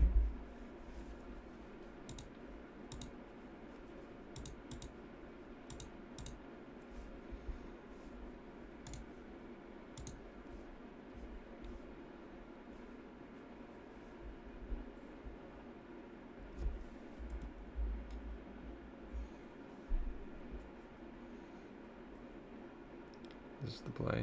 Do I look nonchalant?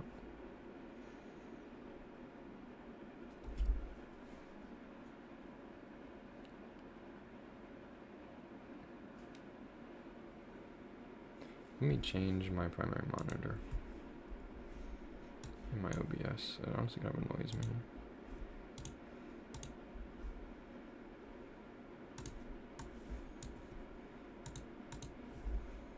Hope it's infinite. Oops. My fault.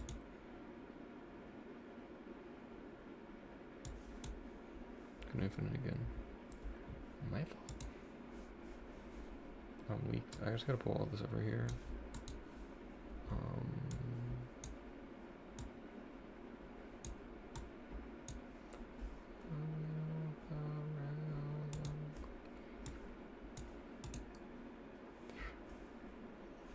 It looks fine though, for real. 720 though. Let's do also streaming politics. Not H3, still doing the content nuke.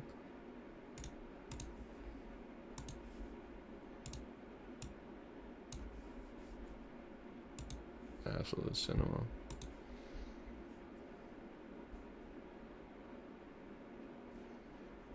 Sorry, let me actually pull this over so you can actually see what's happening. I just need to actually have my primary monitor where my camera's looking.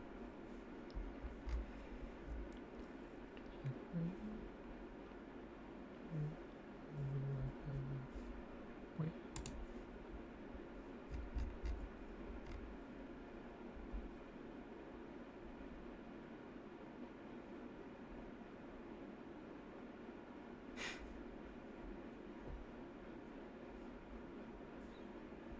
Where am I at?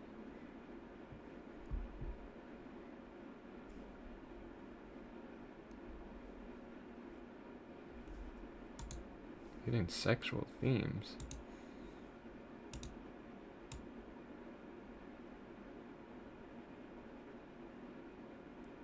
What in the hell?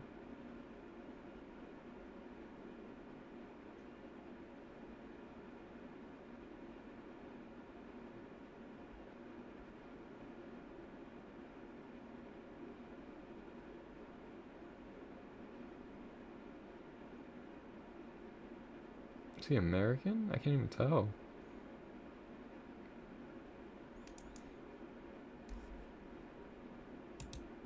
Oh, what is he talking about? Who is bro talking to? Oh, that's actually funny. Unironically though, that was, I couldn't tell if he sounds almost Australian. But he sounds like a Midwest, like a Virginia stoner too at the same time, so I can't tell. Rare kind of stoner, Virginia stoner.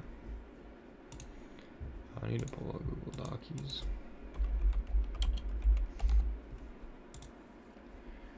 Wait.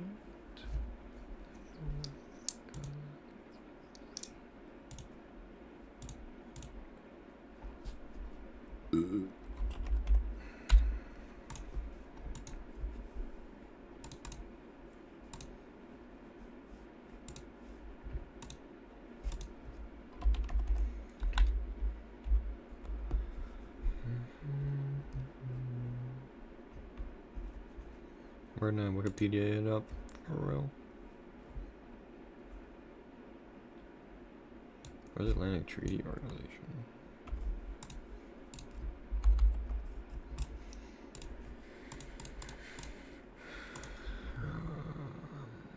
32 member states.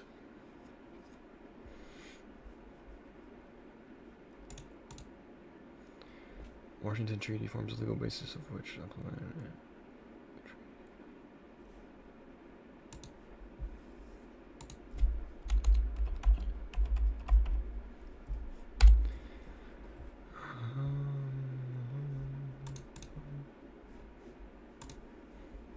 I keep forgetting that you guys can see this monitor. I keep clicking around like a tard.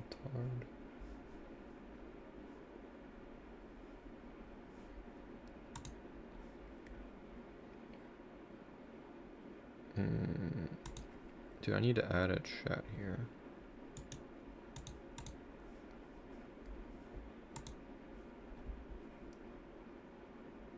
What the fuck just happened?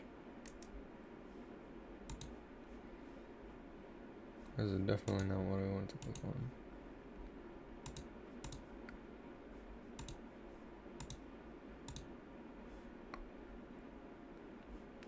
Cool, bro.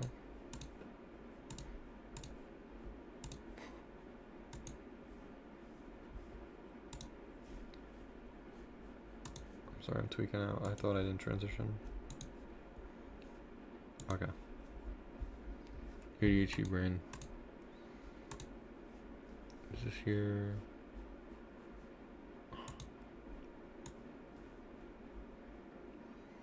Why did you use this though?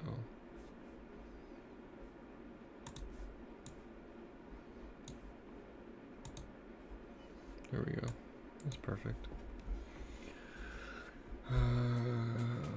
April 4th, 1949.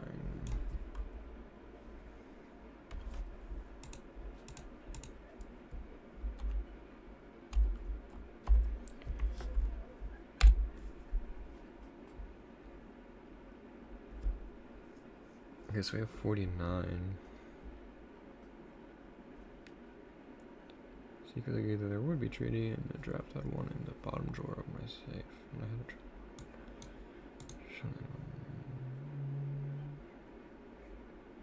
Oh, that sucks. Treaty. That's cool.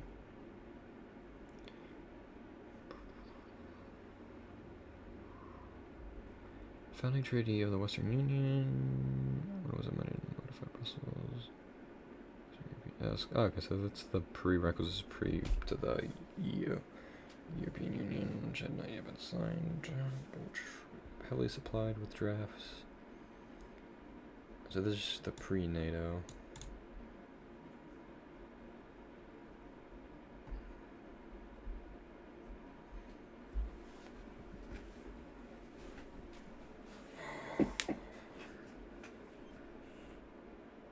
Avoid overextension at the end of World War II.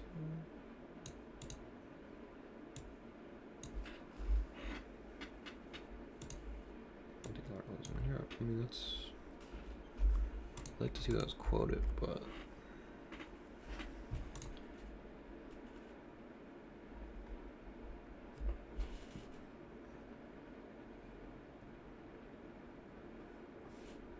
Okay, it was created with an armed attack in mind. It's kind of massive, though.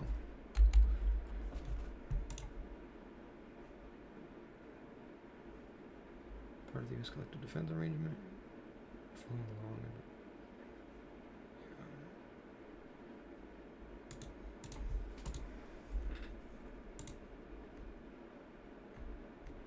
Okay, so this is like linking to the NATO website itself.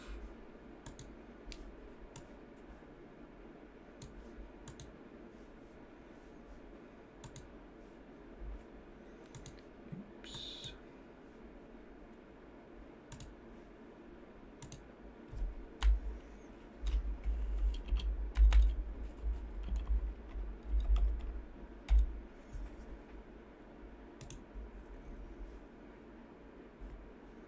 It's a fair performance, which is annoying. Anyway.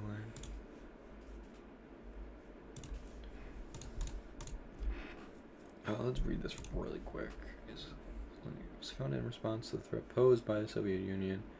That's only partially true. In fact, the line execution was part of a broader effort to serve three purposes: deterring Soviet expansionism, forbidding the revival of nationalist militarism in Europe, which is a big issue. I mean, that's just describing World War I and World War II.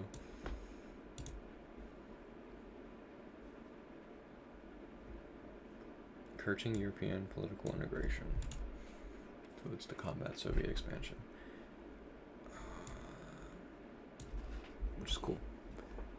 And on this face, it sounds anti-Soviet.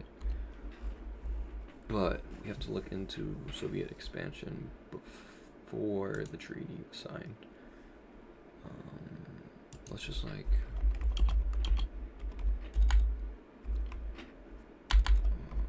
wrong, I retarded. Or whatever, dude. You know what I'm talking about. 45. So World War II ends in 45.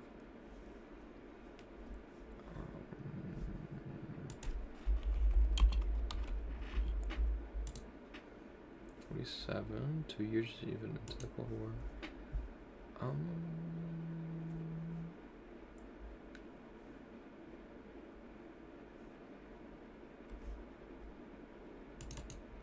When did Germany split?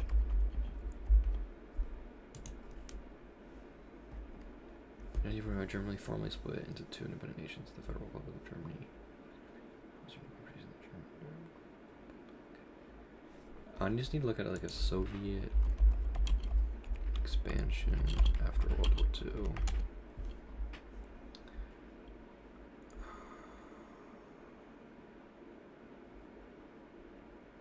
Yes, 45. This is important. We need to see what happens between 45 and 49 to yeah, I think that's kind of the nail in the coffin for the NATO argument, because it's fair to argue NATO you know, Russian aggression through because of NATO expansion. It doesn't hold much water in my opinion, because it hinges on the fact that NATO being an aggressive force, and that the very like foundation of NATO is based on aggression, which it never is. And then it also hinges on is it NATO aggression and Russia not aggressing at all before NATO expansion. So, you know what I mean? You can pretty much shut down the entire argument by being like, you know, what country has NATO invaded? Like, it's never happened. You know what I mean? As initiated. I mean, you can even cover your ass more during World Terror and say initiate, because it hasn't happened. But the acquiescence of the Western Allies, the Soviets re-annexed Eastern Poland, Barbarossa, and Northern Balkans. Annexed the Baltic states. Those annexations were never recognized. Okay, what year? What year is this? Oh, here we go. Wait. Okay. Oh, here we go.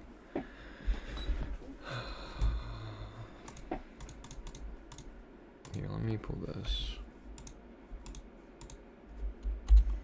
These links. Linkies.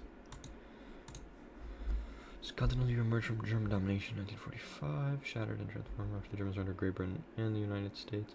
France and the Soviet Union divided Germany and Austria into 4 occupation zones. One of the victories follows. The cities of Berlin and Vienna were similarly divided and occupied. American, British, French, and Soviet. I honestly didn't even know the French had a peace. That's honestly interesting. I never knew that. They never brushed over that.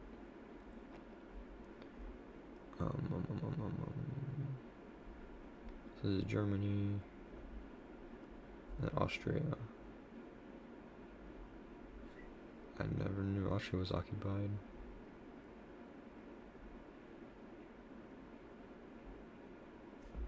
So Austria, Vienna, Innsbruck.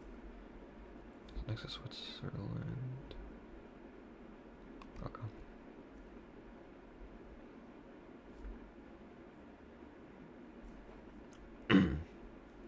Warsaw, Poland, Romania. Czechoslovakia. I don't know what's the point of this. Okay, when does this happen? Why is there no date for this?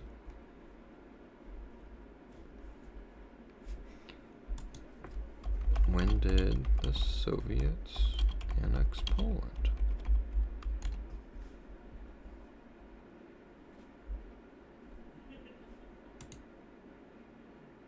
No, what?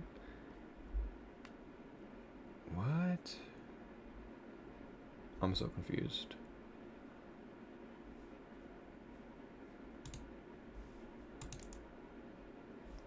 In 45. Wait. No. Like the annexation of Poland. There's Poland annexed by the Soviet Union. From 39 to 40. What?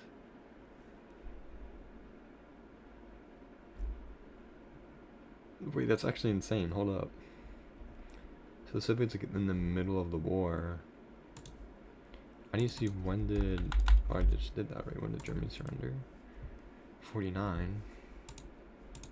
Dude, let me just write this down. German GG in 1949.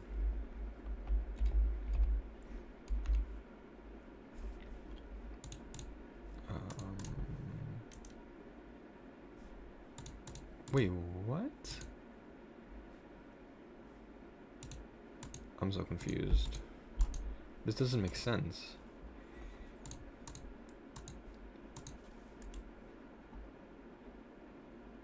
Oh, this is when they split. So in 49 they split. When did Germany surrender? In 45. No, yeah, Germany GG in 45.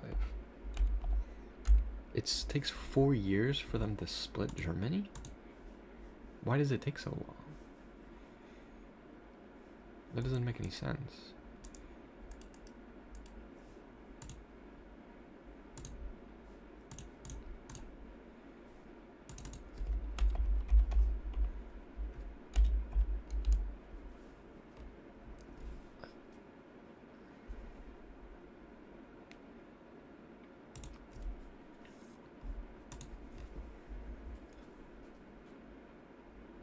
Get off my screen, bro. Okay, British military. Yes. Months before, the big three: Allied power, Great Britain, Soviets.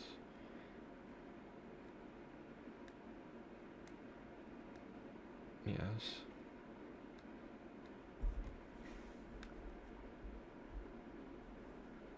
The British Revolution organized Germany into 4 occupation zones. Lead to a divided Germany only over time. As the Cold War eroded trust between the Soviet Union, the occupation zones coalesced into 2 different German nations. Okay, but what year was it like formally divvied? Okay. In 45, literally a month after. Okay.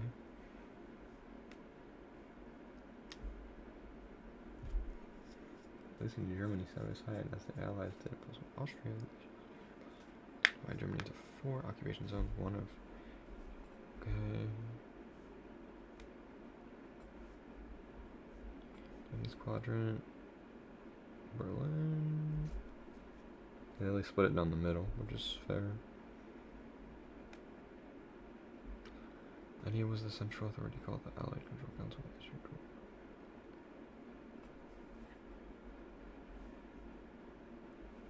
Okay. From the start. What are the years, dude? I need years.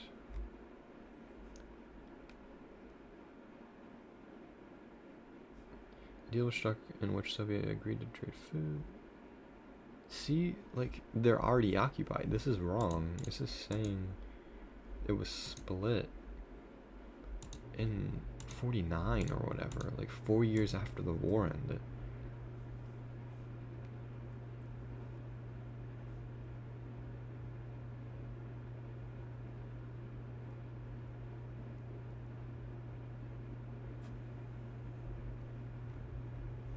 Deal was struck.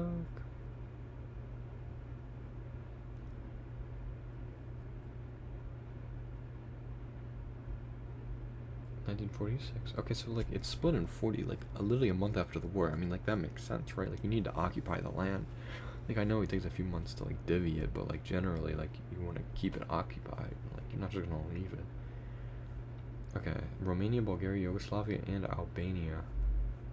The Iron Curtain speech, right? Yeah. Your continent, second of the Cold War. Okay.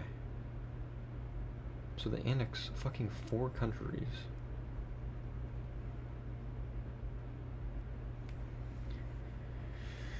Merge the 2 occupation zones. Okay. Bizonia.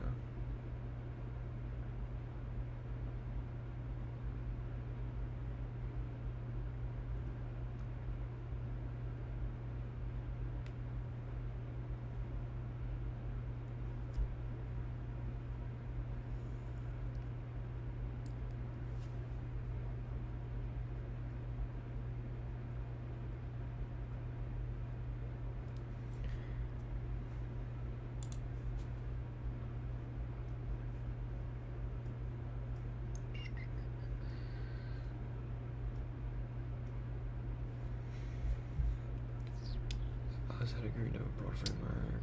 Demilitarization, democratization, denazification of Germany with the warfare's over. It's time to nuts and bolts action plan for Allied set up administering and policing Germany side by side. The Allies did it in post-war Austria.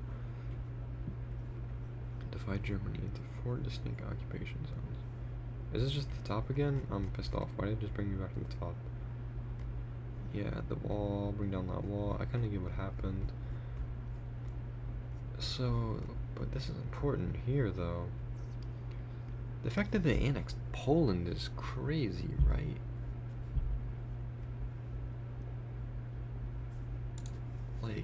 Like they're like in the middle of the conflict and they're just annexing Poland. Like that's crazy. Invaded Poland from the east.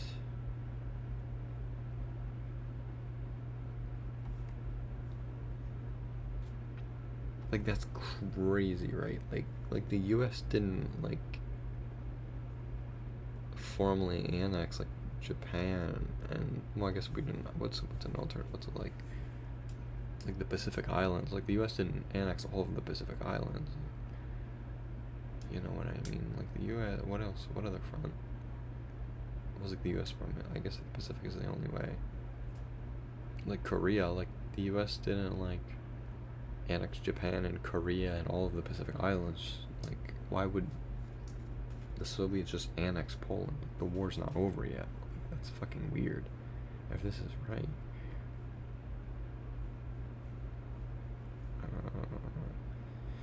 Soviet organizations, 600 videos, music.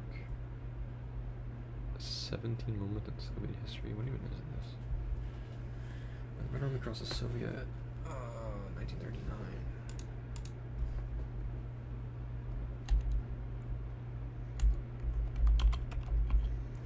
When does the Cold War start? Yeah, 47.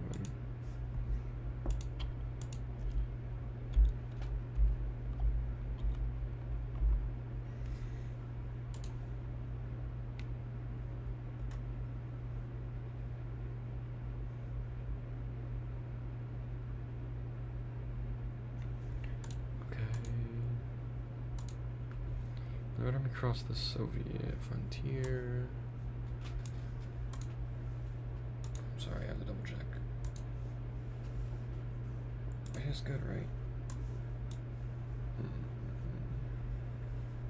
And we're chilling. It was to unify historically. Okay, when the army crossed the Soviet frontier to eastern Poland, September 17, 1939, it was to unify. Okay. Tsar Poland, 1939. Was to unify historically Ukrainian and Belarusian lands, such at least was the Soviet explanation for its participation in Poland. Okay, I'm so confused right now.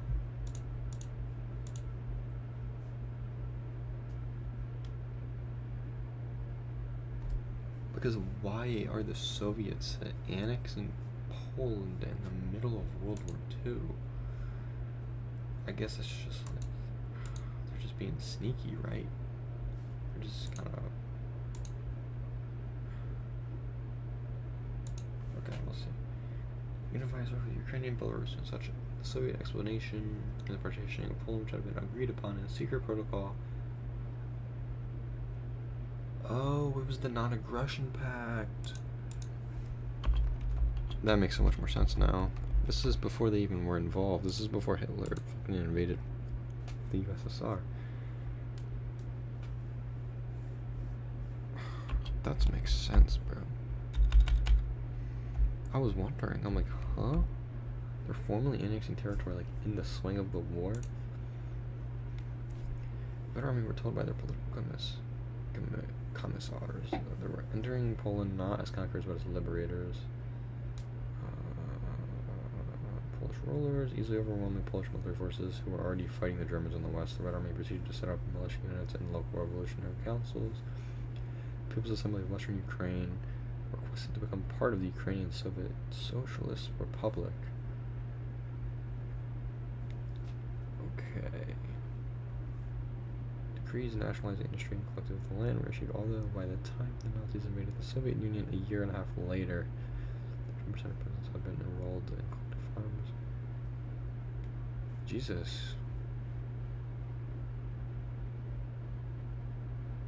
20,000 of them were eventually executed. Jesus.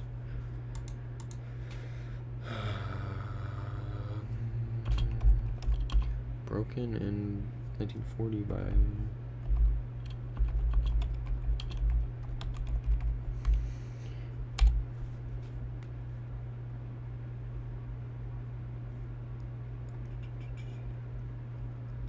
evacuated the Soviets a free hand in the Baltic, and was not before Stalin put pressure on Finland to grant a Soviet base on Finnish soil and move the Finnish-Soviet border westward. The Finnish government's refusal to cede any territory inspired in part its hope of receiving Allied support. Okay, yeah, the Finnish war, yeah. Dude, the Soviets were like being real slimy, bro.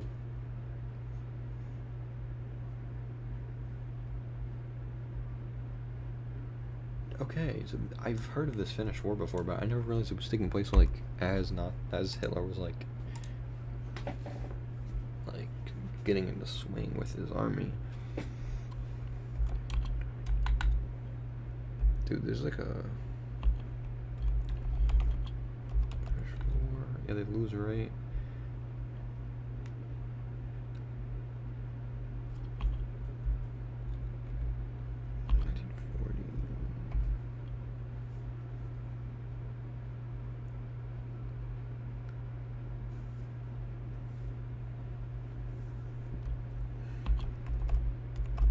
They annex pieces of Finland.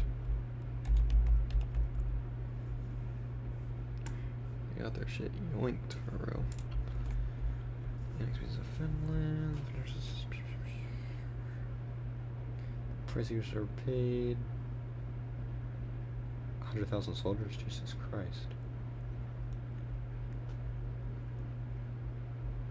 Okay, so 1939.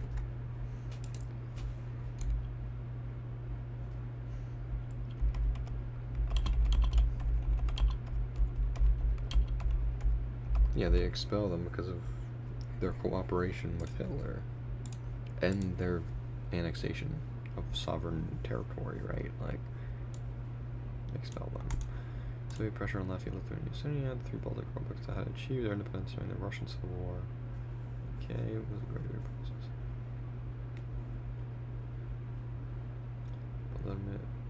Damn. So all the Baltic states.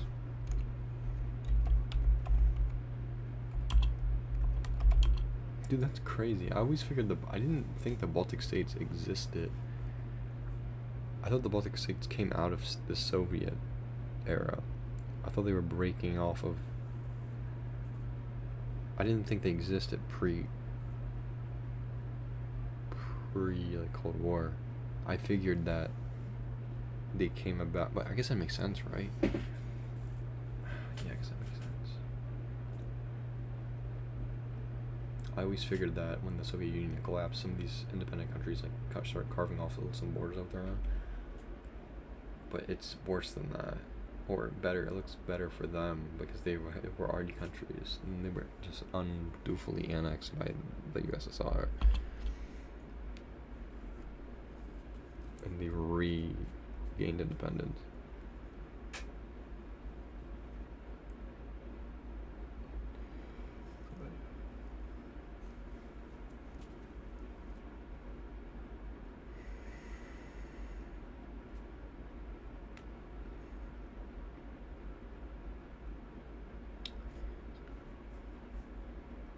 Okay, so August 3rd in 1940.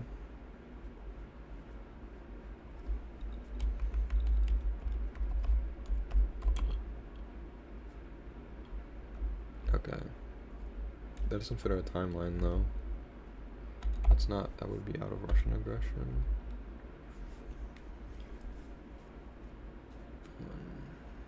He did start the war in 1939 though.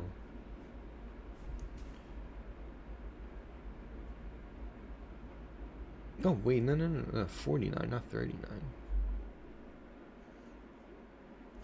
Dude, this is crazy. Yeah, dude, okay, we're 9 years off. Yeah, we're chilling. This is Soviet aggression. Still before... So they annexed the Baltics, modern day Ukraine and Poland, basically with Germany, not with Germany, but under the guise, a mutual, what was it called? A non-aggression pact with the Germans in the 40s and 39. Or in the, yeah. That's crazy. This is lore. I didn't know this lore.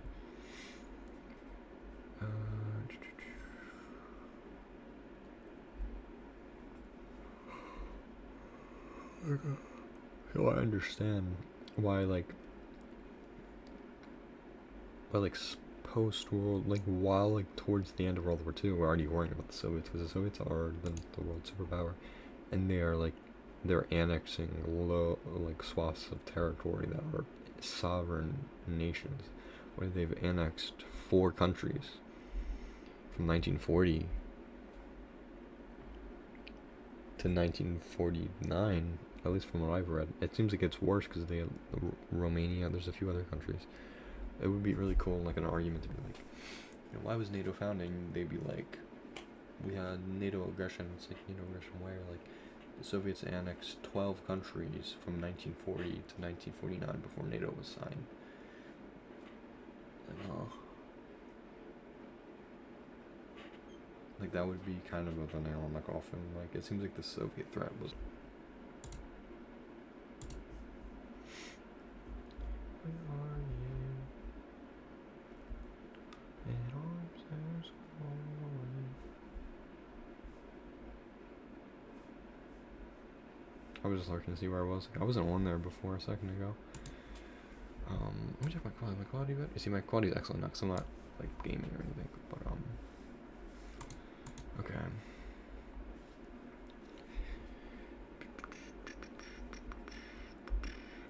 Soviet pressure on Latvia, Lithuania. So yeah.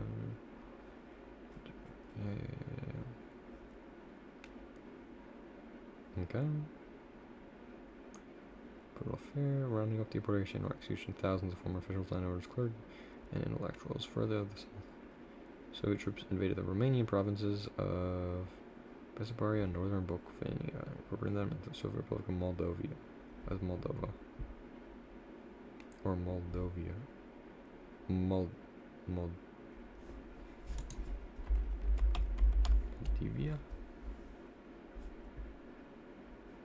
Okay, so it's called Moldavia before it was Moldova. Okay, I just make sure I wasn't pronouncing it wrong.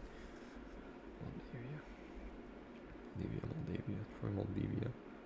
Probably Moldavia.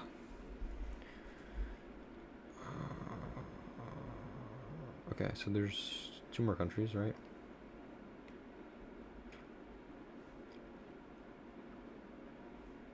Romanian provinces of Bessarabia and northern Bukovina. It's just here. This is like fucking just because of our aggression. Romania provinces of Moldavia.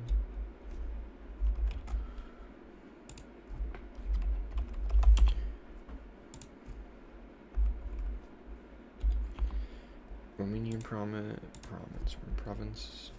Where I need to look at Bessarabia and northern Bukovina. So it's just pieces of Romania is what it sounds like.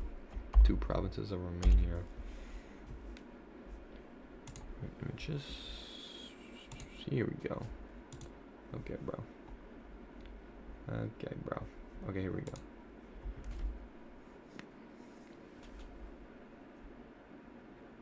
Okay, that doesn't help us at all. That's where Moldova is. We don't need this in modern, I think.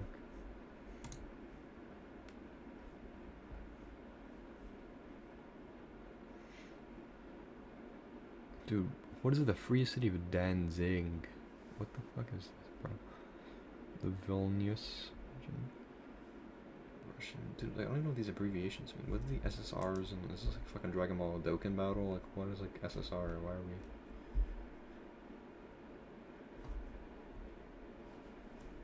Okay, so this is Ukraine lore.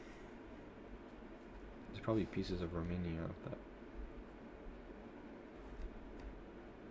Dude, I just want to see that. Here it is. Soviet operations. This is literally everything here. This is. Are these? Yeah, no, these are Croatian. I'm guessing the.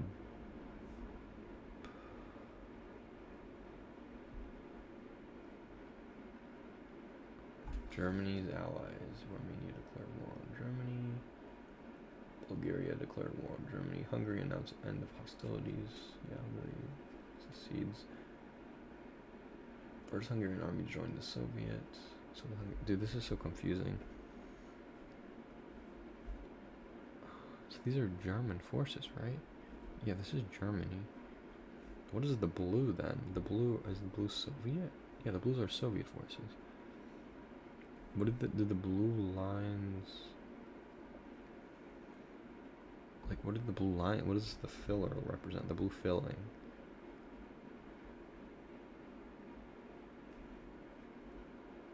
Is this like active combat? Like contested zones, maybe? That's where the front meets. where modern Ukraine is.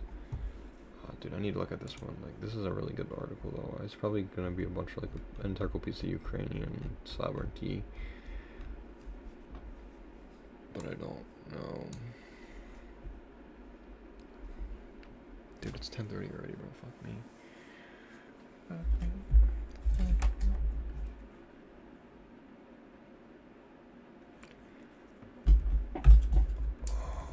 Follow it to you again. Sorry. Check my phone because it's what I use as my camera. Okay, I need to look. I just need a map, bro. Here it is. I want to see a pre-war map. Or Moldova. Okay. What does modern Romania look like?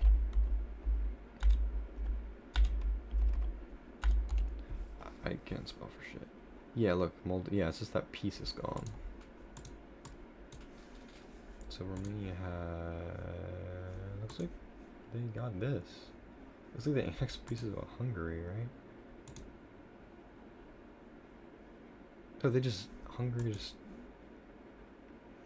Yugoslavia, Bulgaria. I'm so confused right now, bro. Bro, what is this? It looks like they annexed pieces of Hungary and fucking where else, dude? Yugoslavia and stuff. Like, look at this. It's Budapest and Serbia. Bro, I can't with these images, bro.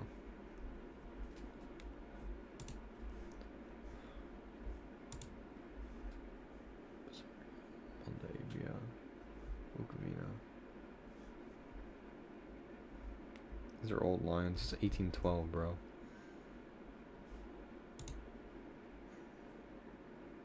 Okay, so the annexed pieces of... That's besides the point. These are invaded Romanian provinces, another Lithuania for them, the Soviet Moldova. These are all 1940. This is 1940. What they're doing pre-German invasion.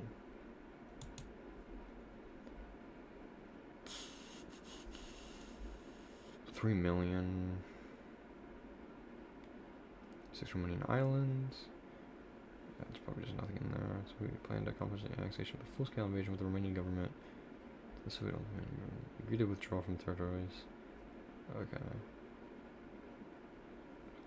Russian, yeah.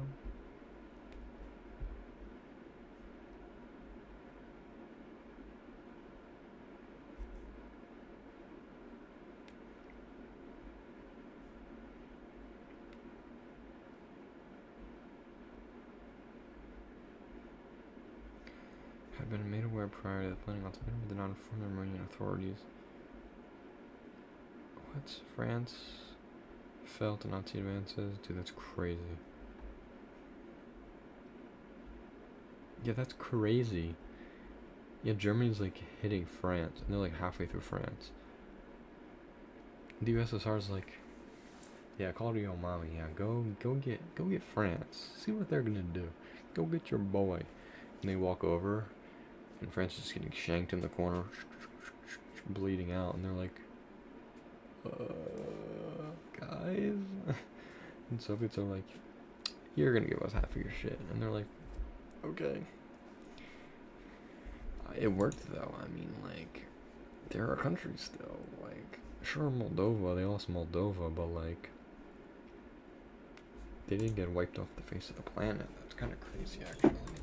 They just capitulated, and they, the collapse ended up favoring them.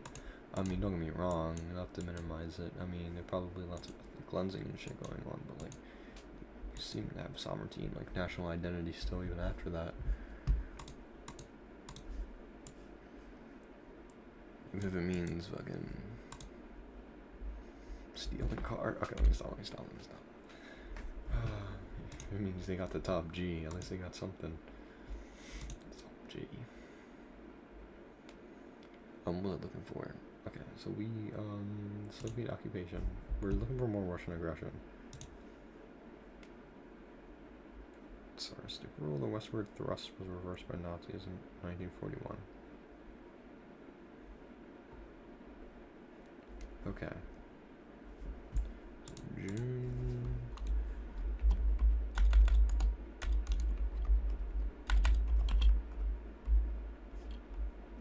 In 1941, Nazi invasion of USSR. They started hitting, yes. But repeated again, the Red Army drove the Wehrmacht out of the Soviet territory, obviously, and they smoke them back. But for me... Okay, so now I need post. When did the Soviets... I need the second time they annexed Poland, right? Because Poland, you know what I mean?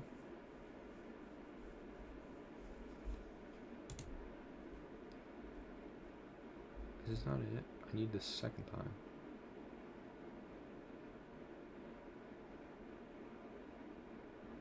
Dude, why do we never learn this in school? Like, I thought Poland was just invaded, like, Germany just steamrolled Poland. And they had, like, a non-aggression pact with the Soviets. And then Germany just went through the rest of Europe, and the Soviets kind of just stood there and were like, hey, we're both kind of dictators, yeah, we're chill. Yeah. And, you know, that's what I understood. I didn't realize, like, Germany literally invaded Poland from the west, and or wait, was the west, right? And the Soviets came in from the east, and it was just they got tag teamed. From what we learned in school, it was just Germany just like walked into Poland, and then Germany had Poland. I didn't realize it was like there was a joint venture there. They split it or whatever.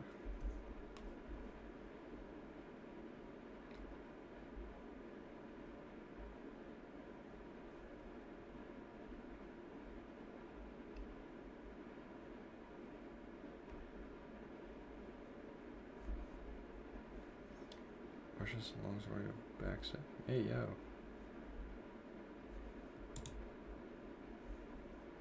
Not a Facebook video. Leaked account.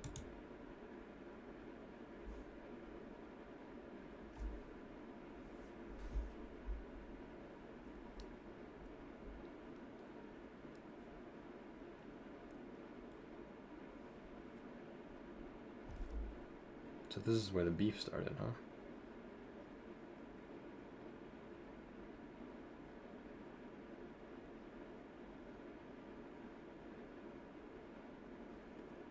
This really isn't informal, though. The German aggression to the Soviets, raw repressions, mass killings and deportations.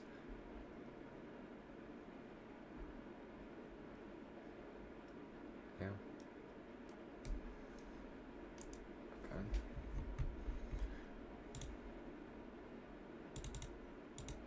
When did Soviets...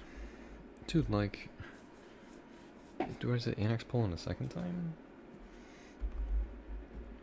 Control Poland.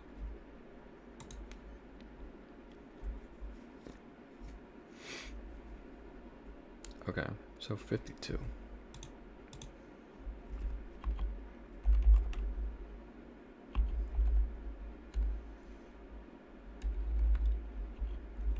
I'm gonna assume that the Nazis kicked the Soviets out of most of Europe, and they probably had to leave most of Europe.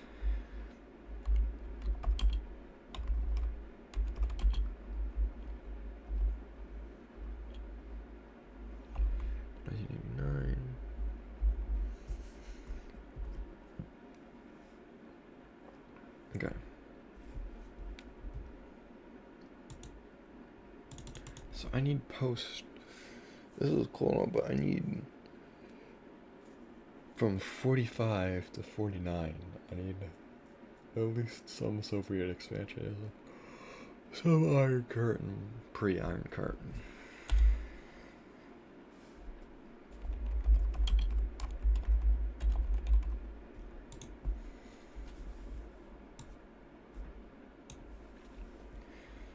The Queens of re-annex these are more. See, this is what... Okay, so this makes more sense now. Okay, don't judge me. I forgot what acquiescence means. Does it mean like them not paying attention, right? I'm assuming. Yeah, left in protest. So if they're like, you know, whatever. Okay, so this is, we're back to this shit. This is the third time I've clicked on this article, by the way. It's actually funny as fuck. Oh, this is useless. The Baltic states. Okay, here we go, yeah.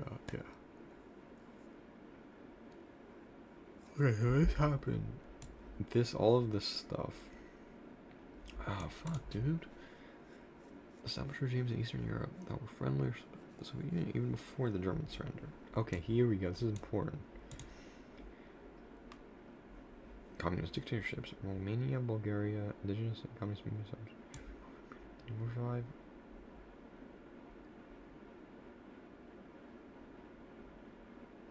Okay, so if there's already, this is it, right? Did I already use this?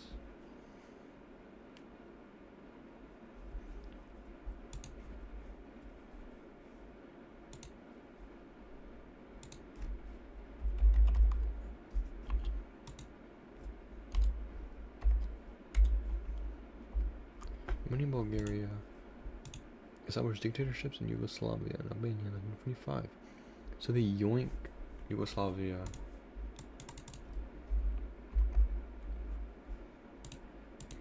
Yugoslavia, Bulgaria, 1945.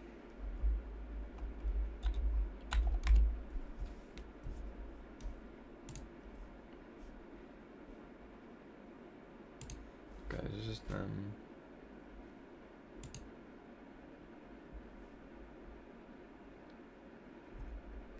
what the fuck? What is this? Oh my god. Okay, this makes no sense to me. This map is like insane. Germany, Italy, Hungary, Bulgaria, occupied Serbia, 1939. Italian. This is Italian like movements in the World War II. I don't really need to see that. What is this? Did it just move? Oh, it is. Oh shit! Wait. Oh no, this is more modern. 1992. That's how Yugoslavia broke up. This is like late history though. I don't need this. 1918 to 19. Here we go. I'm guessing this is what it looked like, right? This is Yugoslavia. This is Bulgaria.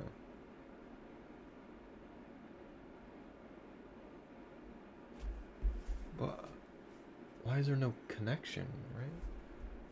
There's no. Where's the Soviet connection? There's not. They don't even have land connection to that. How did they do that? There has to be other countries, right? You know what I'm saying? The Soviets aren't even connected through Bulgaria and Yugoslavia. Like, there's nothing here, right? Am I crazy? Romania, Bulgaria. I just copy this movie. Romania, Bulgaria, Yugoslavia, and Albania. So you went from Romania too. Dude, I just need a European map in 1945. Like fucking hell, bro. I need to see what it looked like. This is the Soviet, right? Here we go.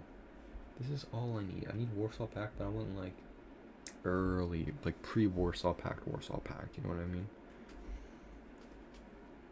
You know what I mean? What's the date of this? Okay, this makes more sense.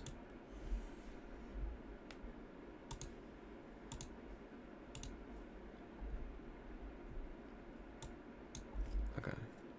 What is it more red? What does that mean? Is it just the color? It's People's Republic, the PRP. This was 52. This is 1952. I don't believe that. From 1956. They took that long to annex Poland.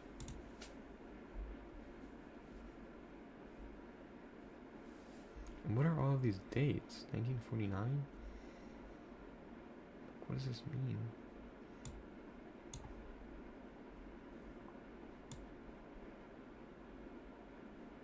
it's been the same since then?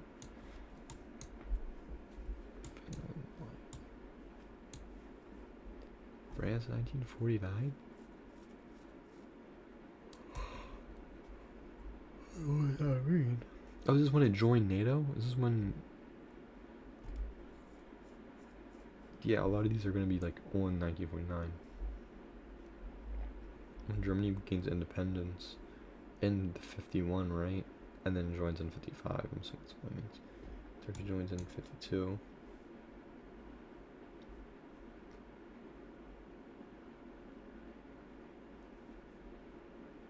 Dude, 82? Spain takes fucking forever to join. So we have UK, Portugal, France, Denmark, Norway, and Belgium. And the Netherlands all joining off the rippy skippy of NATO in 49.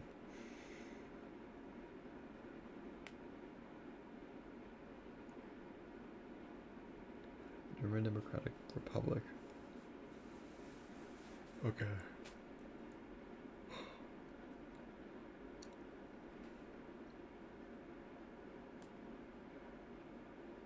It's Warsaw in 56. That's what I have, right? No, I have 52. Did it join Warsaw in 56? But it... What? I'm so confused. Poland doesn't have a date. Why don't the Soviet ones have dates? 55 to 68. Like, I want to know the dates for these too, bro. That's like really important. Like that side by side would actually be insane, because then you can see like, you would be able to see like either NATO expansion and then like Soviet counter expansion, or like Soviet expansion and then NATO like expansion into it. It would be very clear. Let me be clear.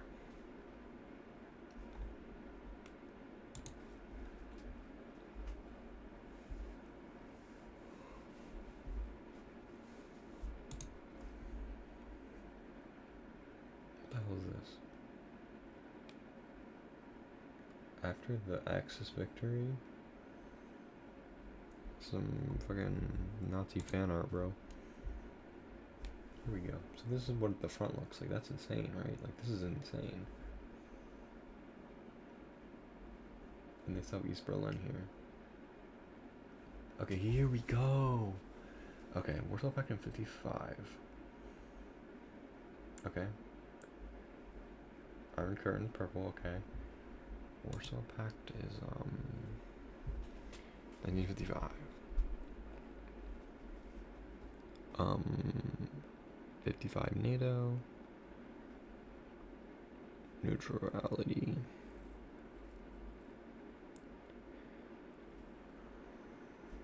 Founding member of NATO, 49. Okay. So it's a very clearly, a lot of neutral nations. Especially from the flank here. The Baltic states are already cooked. The Baltic states are cooked during World War II. My god.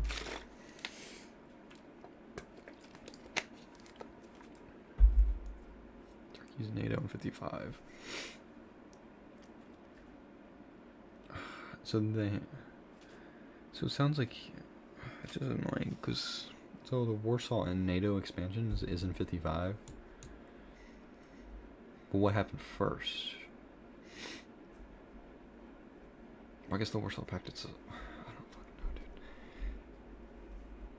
Like, was this NATO expansion because of the Warsaw Pact?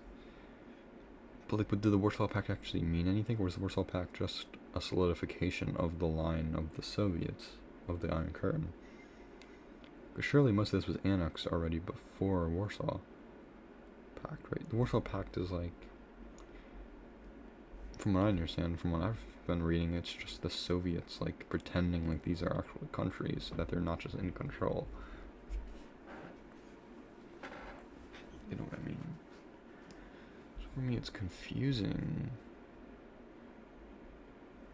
because these are already annexed, right? Like, Well, it's not because Poland was annexed in 52.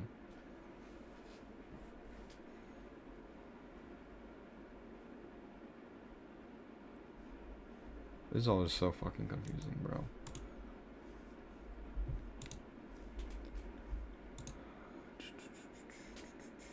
Here we go, another cool map that might actually help us. Okay, founding members of Warsaw, 55. Okay, these are withdrawals.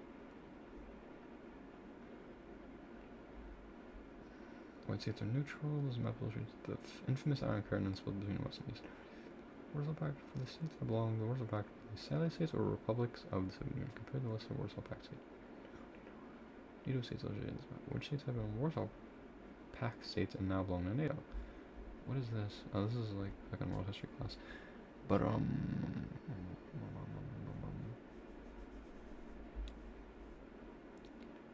56.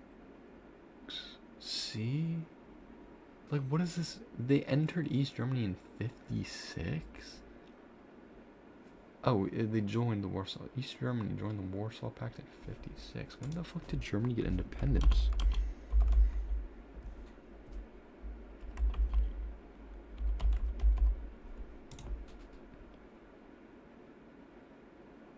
In 49? It didn't get independence in 49. After the fall of the communist government. Yeah, so the collapse of the Soviet fucking Union. This is so confusing to me.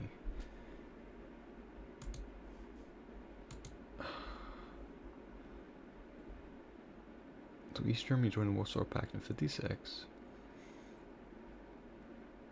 See, my thing is the Warsaw Pact isn't the end all be all. You know what I mean? Like, just because they joined Warsaw Pact in 55 doesn't mean that they weren't already a Soviet territory by that time. The Warsaw Pact seems to be just a direct anti-NATO, which is cool, and it's like, it means something in the regard that it was called the Warsaw Pact, and it's referenced in history, like it's you know, it's a thing. But even if it wasn't declared a Warsaw Pact, like, the lines would be the exact same. It would just be Soviet Union. It would just be all of this, from what I understand. So if it's all Soviet, calling it the Warsaw Pact doesn't necessarily matter. It does make it weird though, because the Warsaw Pact was made in 1955, so it appears, if you're referencing Warsaw Pact membership compared to NATO membership, Warsaw Pact membership is way later than the NATO formation. So it makes it look really bad for NATO. But I don't think that doesn't mean anything, because the Soviets were still like making land claims before then and still annexing territory in Europe. Whether it was called Warsaw Pact or not is irrelevant, because they're still annexing. But I just need this timeline for these annexations, because I don't understand. Here, let's take a look at this shit. So this is 45. Europe after this is 1945. Okay, this does not help us at all. Okay, well, the Baltic states are gone. That is something. What does Poland look like? Malta.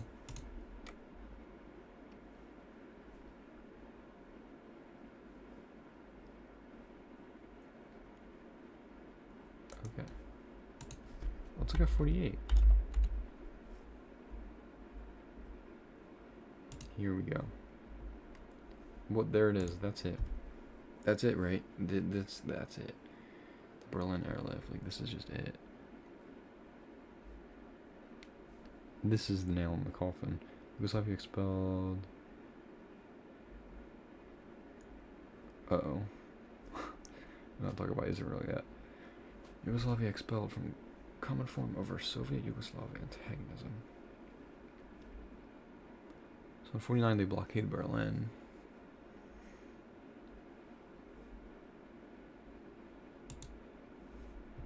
Oh shit, this is like a world map. Okay, can we not do this, please? So this is insane, right? This is all we need, right?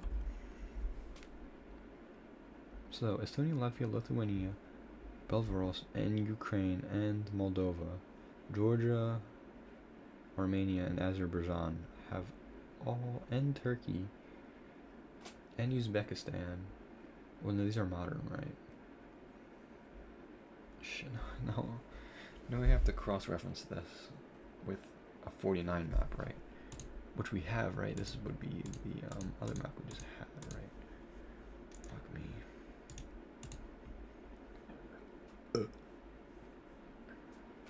Ah, dude, my fucking neck hurts so bad. It would be the images here, right? No, that PDF I had.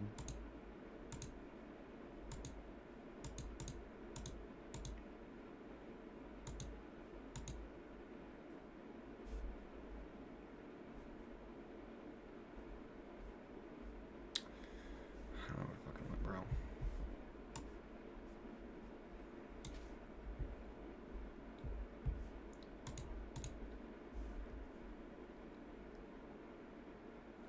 This makes a lot of sense, though. Yugoslavia expelled from common form over Soviet Yugoslav antagonism.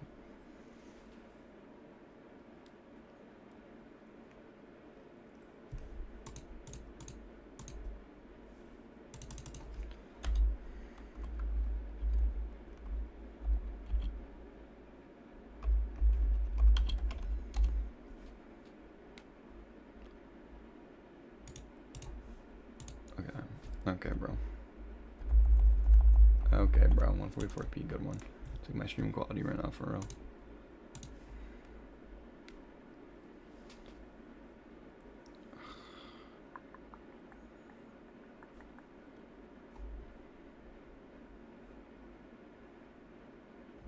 Here. And this is what we need, right?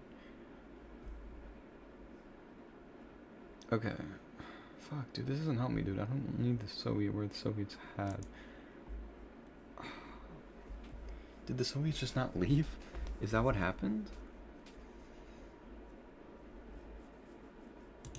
Like, is that just what happened, right?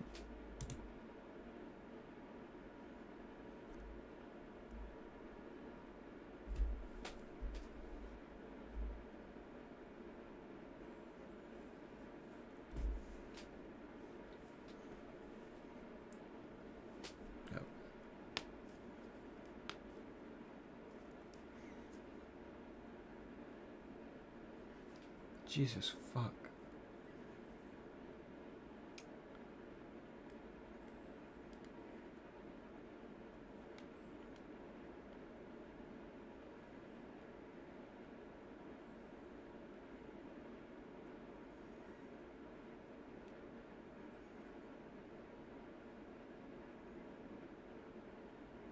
Okay. I gotta subscribe, really, bro. Oh, this is the thing here. Also, okay, here we go. This is what I need. Having surrendered, Germany was now under occupation and had lost its sovereignty. The country lost some of its territory and victory to the east, where its border now ran along the Oder-Neisse line. I don't even know what that is. Austria was separated and also placed under occupation. Yep, we saw that. Taking advantage of its role in the victory, the Soviet Union extended its border further to the west. The Baltic countries, yes, and Poland were reconstituted, but inside new borders were redrawn.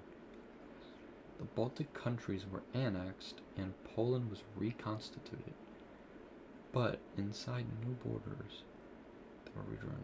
Okay, so they annexed more. They annexed pieces of Poland.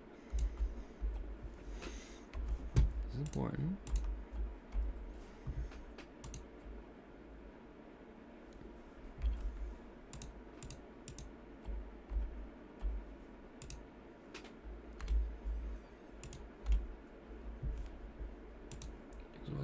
Also reconstituted the former laws. Okay.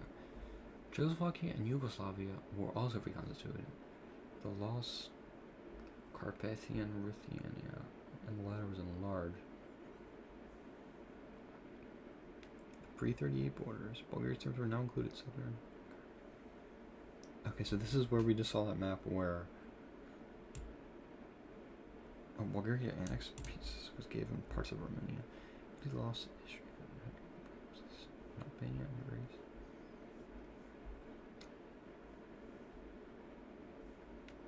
Okay.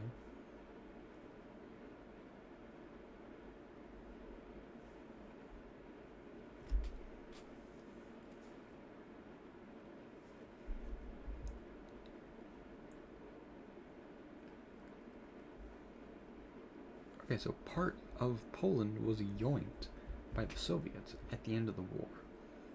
They expanded the fucking border. Poles were transferred out of the territories in the east. Yes. Okay. Yeah, because the Poles that were in the Soviet-controlled area were trying to get to the fucking what once was the German-controlled area because they're free, they're autonomous, and they have their country. I wouldn't want to be under a Soviet rule if I didn't have to either. Not to mention the fact that like they've been like ethnically cleansing fuckers. You know what I mean? Hungarian tried to leave Yugoslavia and Czechoslovakia to move to Hungary. Italians were forced. Several countries still found themselves under national minorities.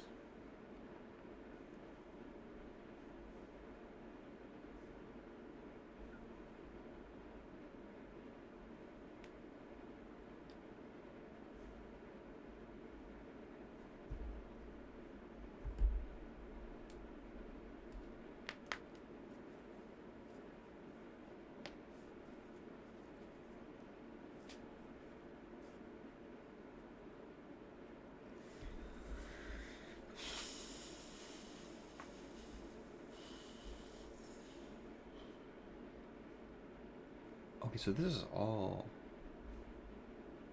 Okay, this is legal. This is irrelevant. This is all legal stuff. The Baltics were handed to the Soviets, taking advantage of its role. The Soviets extended. So now... What the fuck, bro? See, it says taking advantage. The Soviets extended its borders. See? Dude, I just need to read these conferences.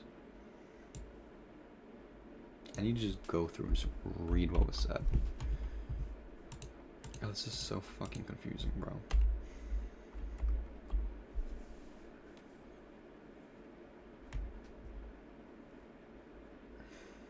It sounds, the way it's worded, taking advantage.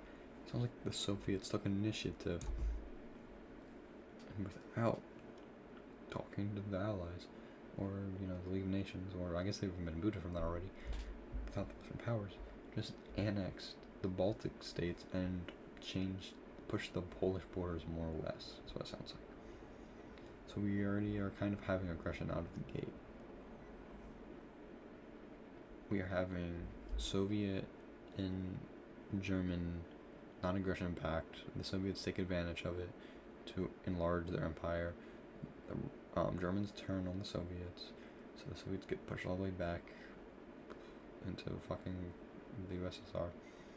The Soviets then, after they push it all the way back to Germany, engage in like negotiations to split and divide areas. But as they're doing so, after they do so, or no, I'm assuming as they're doing so, they're taking the Baltic states, so 3 nations, Latvia, Lithuania, and Estonia, are annexed, so 3 sovereign nations, and the Polish border is extended into, so it's 4 sovereign nations that are, 3 nations are annexed fully, and 1 is partially annexed by the Soviets. This is in what?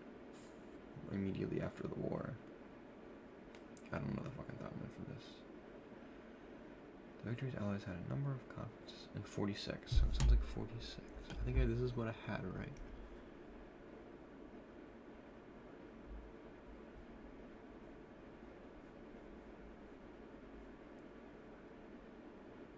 Why did I have Baltics were annexed in 40?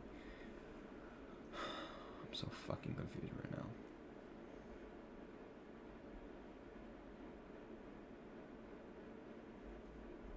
I'm assuming it's 46. Either way, it's fucking pre-NATO.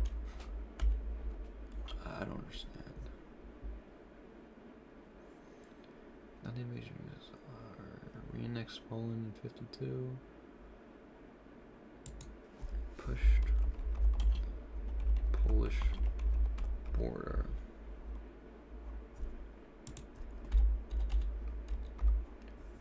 Polish border.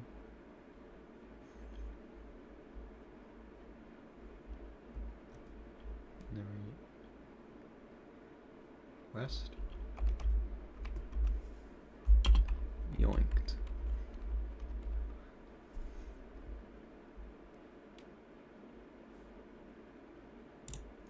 Some of these make sense. God, some of these timelines are really...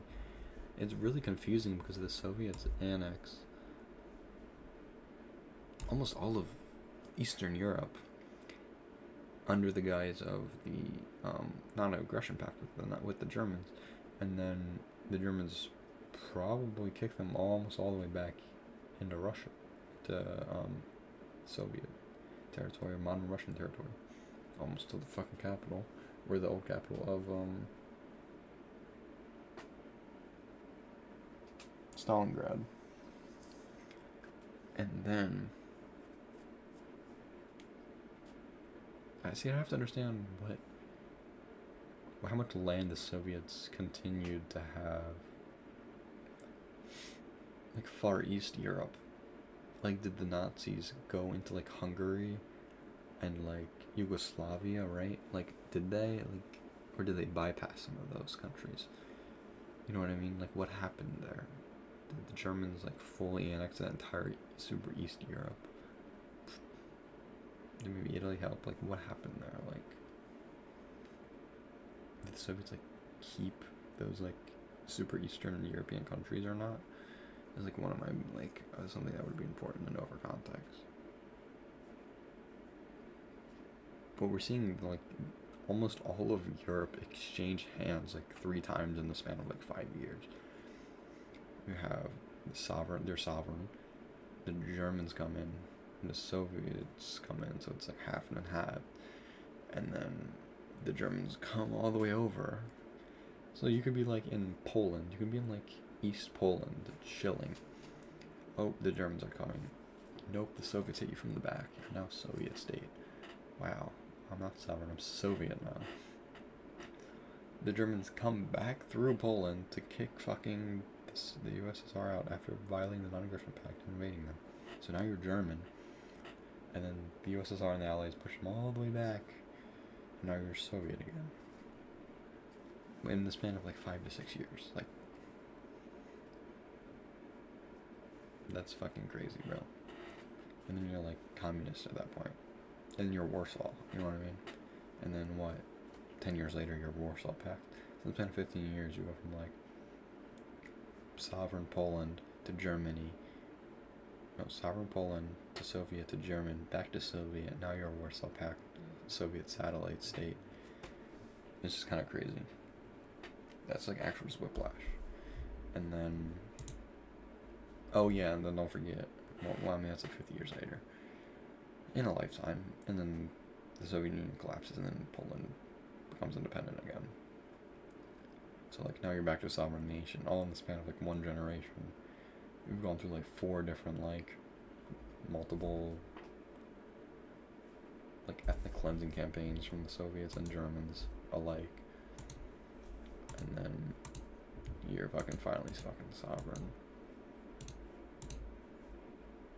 And then at that point, I mean, I wouldn't blame them for joining NATO at that point. That's kind of crazy, actually. Like, yeah. Okay. Anyway, leaked. Getting ready for bed. This shit was fucking exhausting. Good night. Peace out.